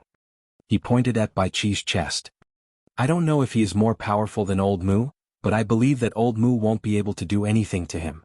As long as he has his eyes on him, even if Old Mu doesn't die, he will still lose a layer of skin." Bai Qi looked at him and sneered, "You know this person and this is your idea. In the past, I didn't have the heart to do this, but now that the old and new grudges are piled up together, I can't care so much anymore. I know him, and this is my idea." Jin Tai was startled. After a moment of silence, he suddenly said in shock, "You mean Sanyi?" The great bright wheel, who was steering the flying shuttle, was also listening to their conversation. When he heard this, his entire body trembled. He couldn't help but cry out involuntarily, "Sanyi!" He had already turned his head to look at the sickly Bai Qi with some fear. Yu Qianqiu was startled. He didn't know who this Sanyi they were talking about was to cause de Mingluan to have such a big reaction. However, when he thought about how even Jin Tai had to call him San Yi, he couldn't be simple. This was the first time he had heard of someone being called San Yi in the celestial realm. He secretly transmitted to De Ming Luan, "Who is this San Yi?" De Ming Luan was so shocked that he forgot to reply. Bai Qi laughed coldly, "That's right. He is Demon Monarch 3 Nights. Jin Tai, didn't you want me to communicate with San Yi last time? I promise you. After I recover, I will immediately contact San Yi. As long as San Yi agrees to our conditions, we will immediately open the passage to the demon realm and release Demon Monarch 3 Nights and let the demonic path reappear in the 3 realms."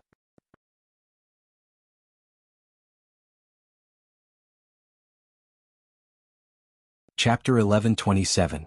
At this point, how could Yu Qianqiu still not understand who the so-called Third Master was? It was not Third Master at all. Even if he was a fool, he could guess that this Demon King 3 Nights was the supreme ruler of the devil world. Otherwise, these people would not have lost their composure like this. Bai Qi actually wanted to open the devil world and let the devil path reappear in the 3 realms. Yu Qianqiu was also shocked and looked at Bai Qi in bewilderment. He could understand Jin Tai's actions, but he did not expect Bai Qi to be so crazy. It was simply unimaginable. If he remembered correctly, the devil world should have been sealed by Bai Qi and Jin Tai together. The heroes of the devil world had been sealed by the two of them for so many years, it was imaginable how much they hated the two of them. But these two guys actually wanted to let the tiger out of the cage. Once that group of people who shook the 3 realms reappeared in the world, it would be strange if they did not take revenge. This was completely harming others without benefiting themselves. How could these two guys dare to do it? On second thought, he somewhat understood Bai Qi's craziness. A high and mighty emperor of the underworld for so many years, how awe-inspiring he was. After being forcefully taken away by others, it was already considered good that he could still maintain his rationality under such a situation. In the end, he was beaten up by Old Man Mu. Just think about it, Old Man Mu did not beat up the main culprit, Jin Tai, nor did he beat up the father and son who had gathered to cause trouble, but instead beat him up for no reason. Wasn't this bullying? This was no different from beating a dog when it was down. Putting yourself in Old Man Mu's shoes, anyone would find it hard to accept, let alone Bai Qi, who was once the emperor of the underworld.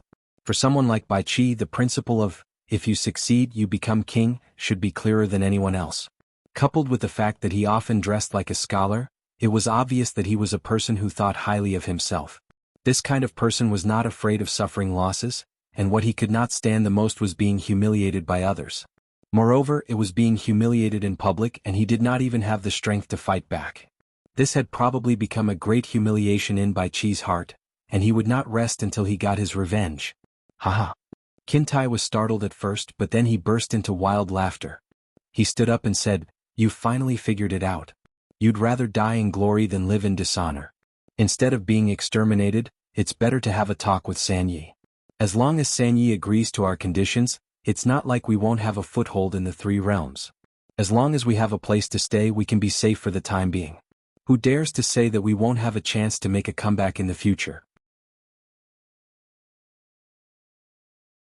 As for the life and death of the people in the world, it has nothing to do with us. Hearing this, Bai Qi nodded and closed his eyes. "I'd rather betray the world than let the world betray me." With a single sentence, he expressed the hatred in his heart. What a good, "I would rather betray the world than the world betray me." I like it. Isn't it just going to the netherworld? Qin Tai clapped his hands and praised. He regained his ambitious spirit and strode to the front of the flying shuttle. He shouted at the great bright wheel, "Move aside." Leaving aside the great bright wheel, he personally stood at the front and drove the flying shuttle. With his profound cultivation, the flying shuttle's speed immediately increased.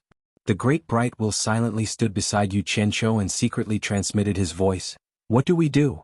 These two madmen want to open the demon realm.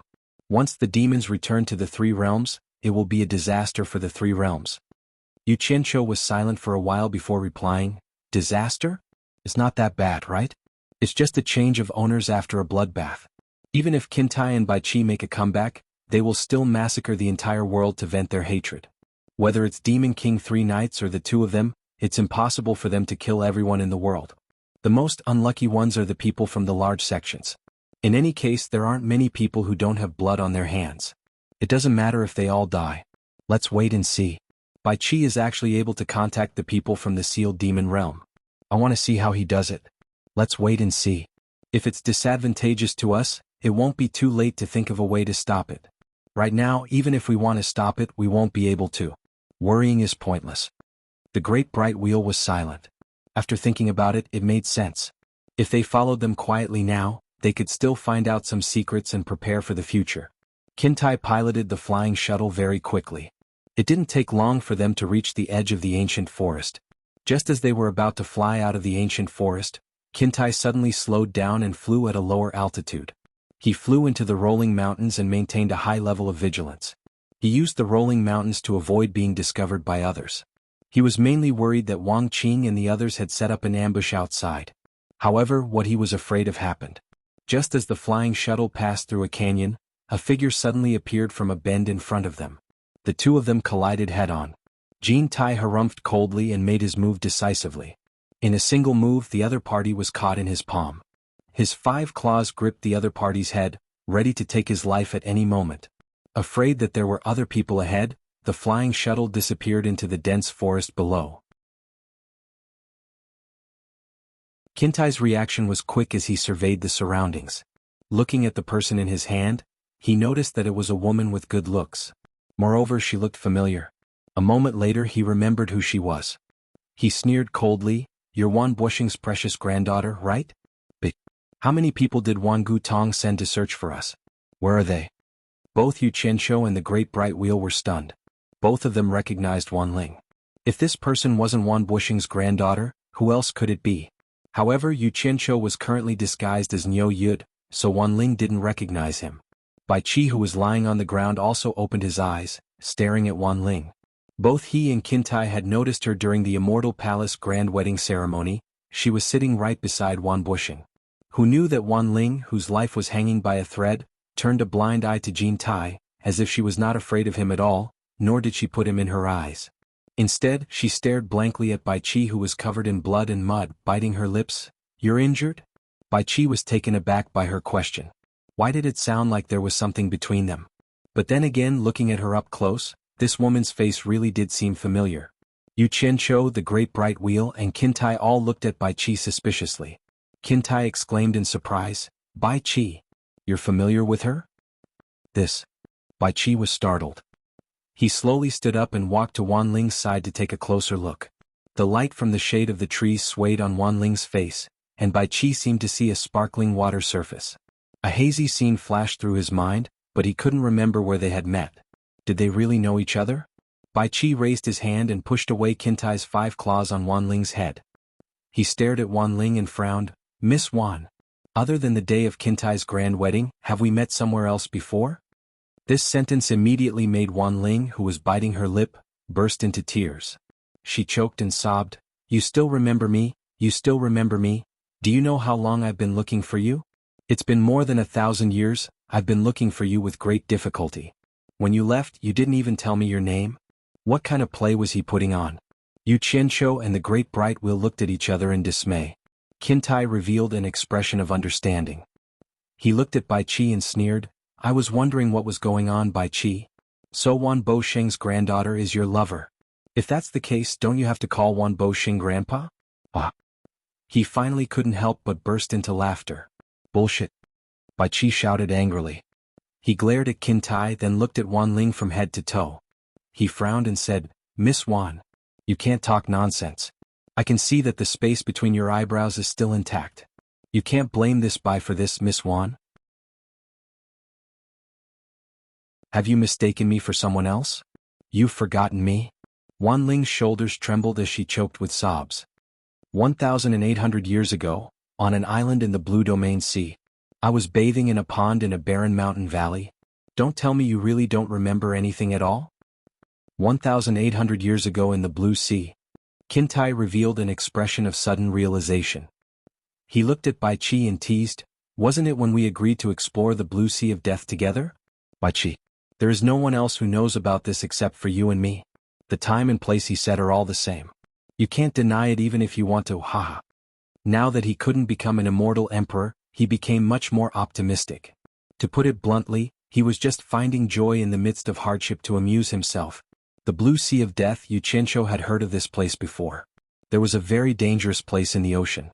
It was said that it was a place to collect the precious material for blacksmithing, the blue sea gold essence. However, no one dared to go too deep. Most people tried their luck to find the blue sea gold essence in the outskirts. Hearing Wan Ling's words, the hazy scene in Bai Chi's mind finally became clear. It was the scene of him flirting with a naked girl in a pool.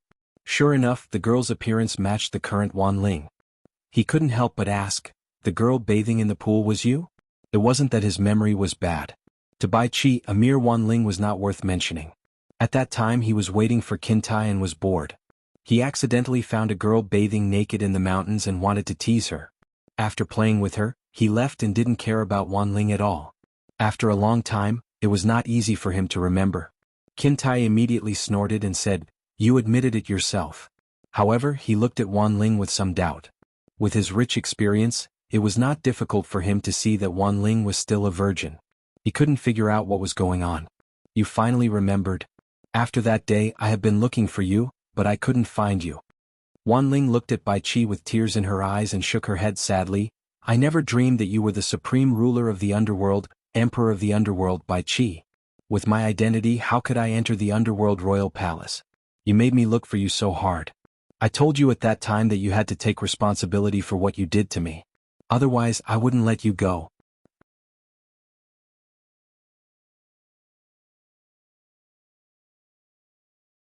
Chapter 11:28. Yu Qianqiu and Deming Luan glanced at each other.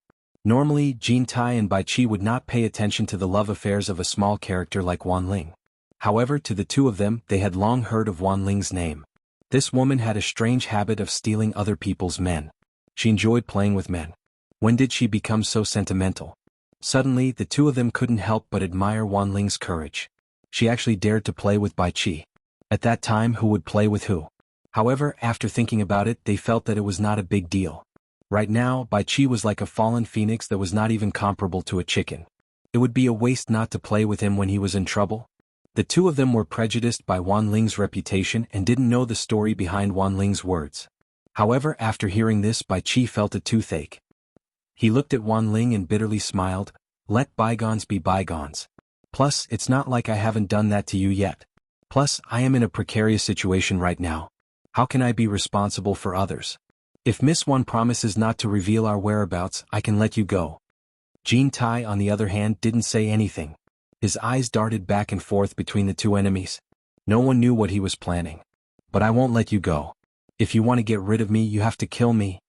Wan Ling stared at Bai Chi with teary eyes and gritted her teeth. Such an unforgettable gaze caused Bai Chi's heart to tremble. He understood that this girl was not joking. He was speechless and didn't know what to say. Jin Tai's voice rang in his ears, "I have a very good hiding place right now. I don't need to take a long and dangerous journey to the underworld. Let me deal with this matter." Bai Chi paused for a moment. He guessed something and didn't say anything else. Jin Tai indifferently interrupted, "Miss Wan, you should watch carefully. Bai Chi is heavily injured and is being pursued by powerful enemies. If you follow him, you might not even have a tomorrow. There is no need to lose your life for him. This is a matter between me and him. You don't need to say anything. Let him answer himself." Wan Ling didn't even look at him and directly blocked his words. She felt as though she was going all out. Who cares if you are an immortal emperor or Jin Tai? At this moment, in her eyes, there was only Bai Chi. Everyone else was nothing but floating clouds. Bai Chi raised his hand and touched the wound on his chest. In his entire life, no one had ever pursued him with such vigor, not to mention after he became the emperor of the underworld. Ordinary women would not have the courage to do so. He did not expect that after he had lost his power, there would be someone who would do so. This caused a different kind of feeling to rise in his heart. If it was any other time, Jin Tai would have killed him on the spot if he spoke to Jin Tai like this. However, at this moment, not only was Kim Tae not angry, but he was even more sure that Wan Ling really liked Bai Chi. He immediately said sternly, "If you really like him, you should think for him and not force him regardless of the situation." Wan Ling slowly turned her head and looked at him, waiting for him to continue. Jin Tai waved his hand and pointed at the wound on Bai Chi's chest. He coldly snorted and said, "He is heavily injured now. If you really like him, you should think of a way to help him find a safe place to recuperate. Do you want to see a group of people who only have the right to kneel and worship at his feet humiliate him because he is injured and unable to fight back? Yu Qianqiu secretly laughed and transmitted his voice to Deming Luan. If I am not wrong, we are going to Myriad Saint Mountain as guests. Deming Luan secretly replied, why did I hear that this woman has an affair with you? You even held hands in front of everyone? Yu Qianqiu rolled his eyes. Nonsense. She hasn't even broken down yet. How could she have an affair with me? He then added in his heart, there shouldn't be any heinous surgery going on right now. Wan Ling had hidden her feelings for Bai Qi, but she was also a smart woman. Hearing Jin Tai's words, a trace of clarity returned to her eyes. She knew that Jin Tai's next words were the main point, and she could roughly guess what was going on. However, seeing Bai Qi clutching his bloodied chest, she gritted her teeth and said, what do you want me to do? Miss Wan. It's not that I don't believe you, but there are some things I need to clarify first. Jin Tai's slender eyes opened and closed uncertainly, a cold light flashed in them as he asked, why are you here? Heartless Palace does not have enough manpower. When we were chasing after you, we sent out a message to all the sects requesting for help. The situation is stronger than me, so I, Wan Gu Tong, was forced to agree perfunctorily and randomly sent out some people. However, my grandfather has ordered that we are not allowed to directly participate in the chase. Currently, the Heartless Palace has sent people from all the sects to guard the ancient forest, the place where you are most likely to escape. I, Wan Gu Tong, was sent to this area. As for why I'm here, it's because I heard that you were in the ancient forest, that's why I ignored my grandfather's warning and ran here. After that, I was in a hurry to find out your whereabouts, so I snuck in here on my own. I didn't expect to run into you here. Wan Ling said slowly as she looked at Bai Qi. Don't let this venerable one have the chance to make a comeback, otherwise, all the sects that participated in this matter will be massacred, of course. Jin Tai suddenly felt like he had said something wrong, deliberately explaining to Wan Ling, your Wan Gu Tong is an exception. As for whether or not that day would come, who knew? Wan Ling didn't care whether Jin Tai was telling the truth or not. She continued to look at Bai Qi. The ancient forest is vast, it's impossible to guard the entire outer perimeter, so it's not difficult to leave. Furthermore, this area is under my Wan Gu Tong's guard. I know where the guards are, I can safely lead you away from the eyes. But where are we going after we leave? Using the word, we, she tied herself to the few of them. Clearly she was determined to follow Bai Qi. Yu Qianqiu looked at Wan Ling, shaking his head inwardly. This woman seems to be for real. Could it be that this was the so-called, a grown woman can't be kept at home, siding with an outsider? Jin Tai narrowed his eyes as he looked at Wan Ling, speaking slowly, I'm sure your Wan Gu Tong's Myriad Saints Mountain has no problem hiding the few of us, right? Doesn't that mean I can be with him every day? Wan Ling's eyes lit up as she looked at Bai Qi, nodding her head profusely. The Heartless Palace needs our Wan Gu Tong's help, hoping that our Wan Gu Tong will support them in wiping out the immortal world's powers. They won't be able to guess that you guys are hiding in my Myriad Saints Mountain, and I have my own mountain. No one will be able to find you guys. Before she could finish her sentence, she looked at Jin Tai in shock. If Jin Tai's group was discovered hiding in the Myriad Saints Mountain, then how could the Heartless Palace let Wan Gu Tong go? Wouldn't it be a disaster for Wan Gu Tong? Wan Ling hesitated for a moment. Jin Tai heaved a sigh of relief in his heart. If Wan Ling had agreed too readily, he might have been suspicious of her, and that was within reason. He immediately pointed at Bai Qi and promised, Miss Wan, don't worry. Once he recovers from his injuries, we will leave the Myriad Saints Mountain immediately. In the meantime, we will not expose our identities and bring trouble to Wan Gu Tong. Women in love were usually muddle-headed, not to mention Wan Ling couldn't wait to be with Bai Qi. How could she make a rational decision? In the end, her emotions won over her rationality, and she agreed nervously. Under Wan Ling's suggestion, the few of them quickly changed their attire. Wan Ling didn't need to change herself, because they still needed to use her identity to avoid trouble along the way. As for Yu Qianqiu, he didn't need to make any changes. No one could recognize his current appearance, but everyone else had changed their appearances. Even Kim Tae had finally given up on his high and mighty golden clothes. After the preparations were complete, the flying shuttle silently swept out of the dense forest. This time they switched back to the bright wheel to drive the flying shuttle. Under Wan Ling's guidance, the few of them rushed out of the ancient forest without any surprises or danger. Far away from the ancient forest, Wan Ling sat beside Bai Qi, who was disguised as an old man. Jin Tai, who was dressed like a muscular man, also stared at Wan Ling. He was undoubtedly warning Wan Ling that if she dared to play any tricks, he would kill her immediately. Although the speed of the great bright wheel driving the flying shuttle was not considered slow, as they had to avoid the heavily guarded areas along the way, it took them more than half a month to finally see a majestic mountain range that towered into the clouds, Myriad Saints Mountain. Along the way they also encountered many interrogations, but with Wan Ling carrying the identity of Wan Bushing's granddaughter, no one was willing to provoke this tigress when the situation in the immortal world had suddenly changed, so they arrived at their destination safely. With Wan Ling present, the Myriad Saints Mountain's protective formation and tight defense were completely ineffective against them. The flying shuttle directly bypassed the majestic main peak and flew to the back mountain. Yu Qianqiu couldn't help but take a few more glances at the magnificent palace on the majestic main peak. He guessed that it was the famous Myriad Saints Palace in the immortal world. On the top of a mountain shrouded in clouds and mist, Wan Ling used a technique to break the protective formation, and the flying shuttle flew through the clouds and landed in the manor at the top of the mountain. On the contrary, the sky outside was clear. The few people who came here for the first time couldn't help but look around. Clouds surged around the mountain peak and wild cranes flew past leisurely. From time to time they could see streams of light streaking across the sky. The manor was surrounded by layers of green pine trees, and the flowers in the gardens swayed in the wind. It was beautiful and tranquil. It was like a place where immortal happiness could be enjoyed forever. It was like a woman's residence, but it was a little cold and quiet. There was not a single person in sight. A few white deer that were domesticated on the mountain were not afraid of strangers. They actually walked in and out of the manor's gate leisurely.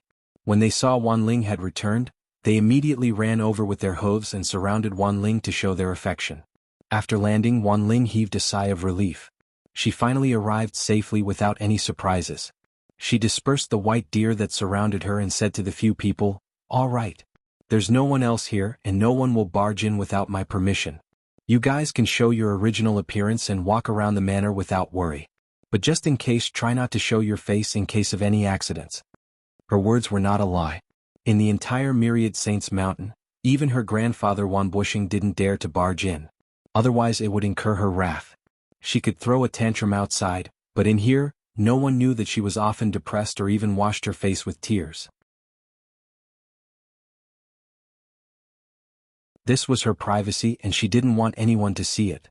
Over time, the entire Myriad Saints Mountain knew that no one could barge in here, causing many people to curse her for being crazy. But now, it had become the perfect hiding place for the few of them. You're tuning in to the Han Li's Wuxia Adventures YouTube channel. We're so grateful for your support and don't forget to subscribe to join us on this incredible journey through captivating stories. Your generosity through donations truly makes a world of difference, as it's the primary source of revenue that allows me to expand and enhance this channel for you. Thank you from the bottom of my heart for being a part of this adventure.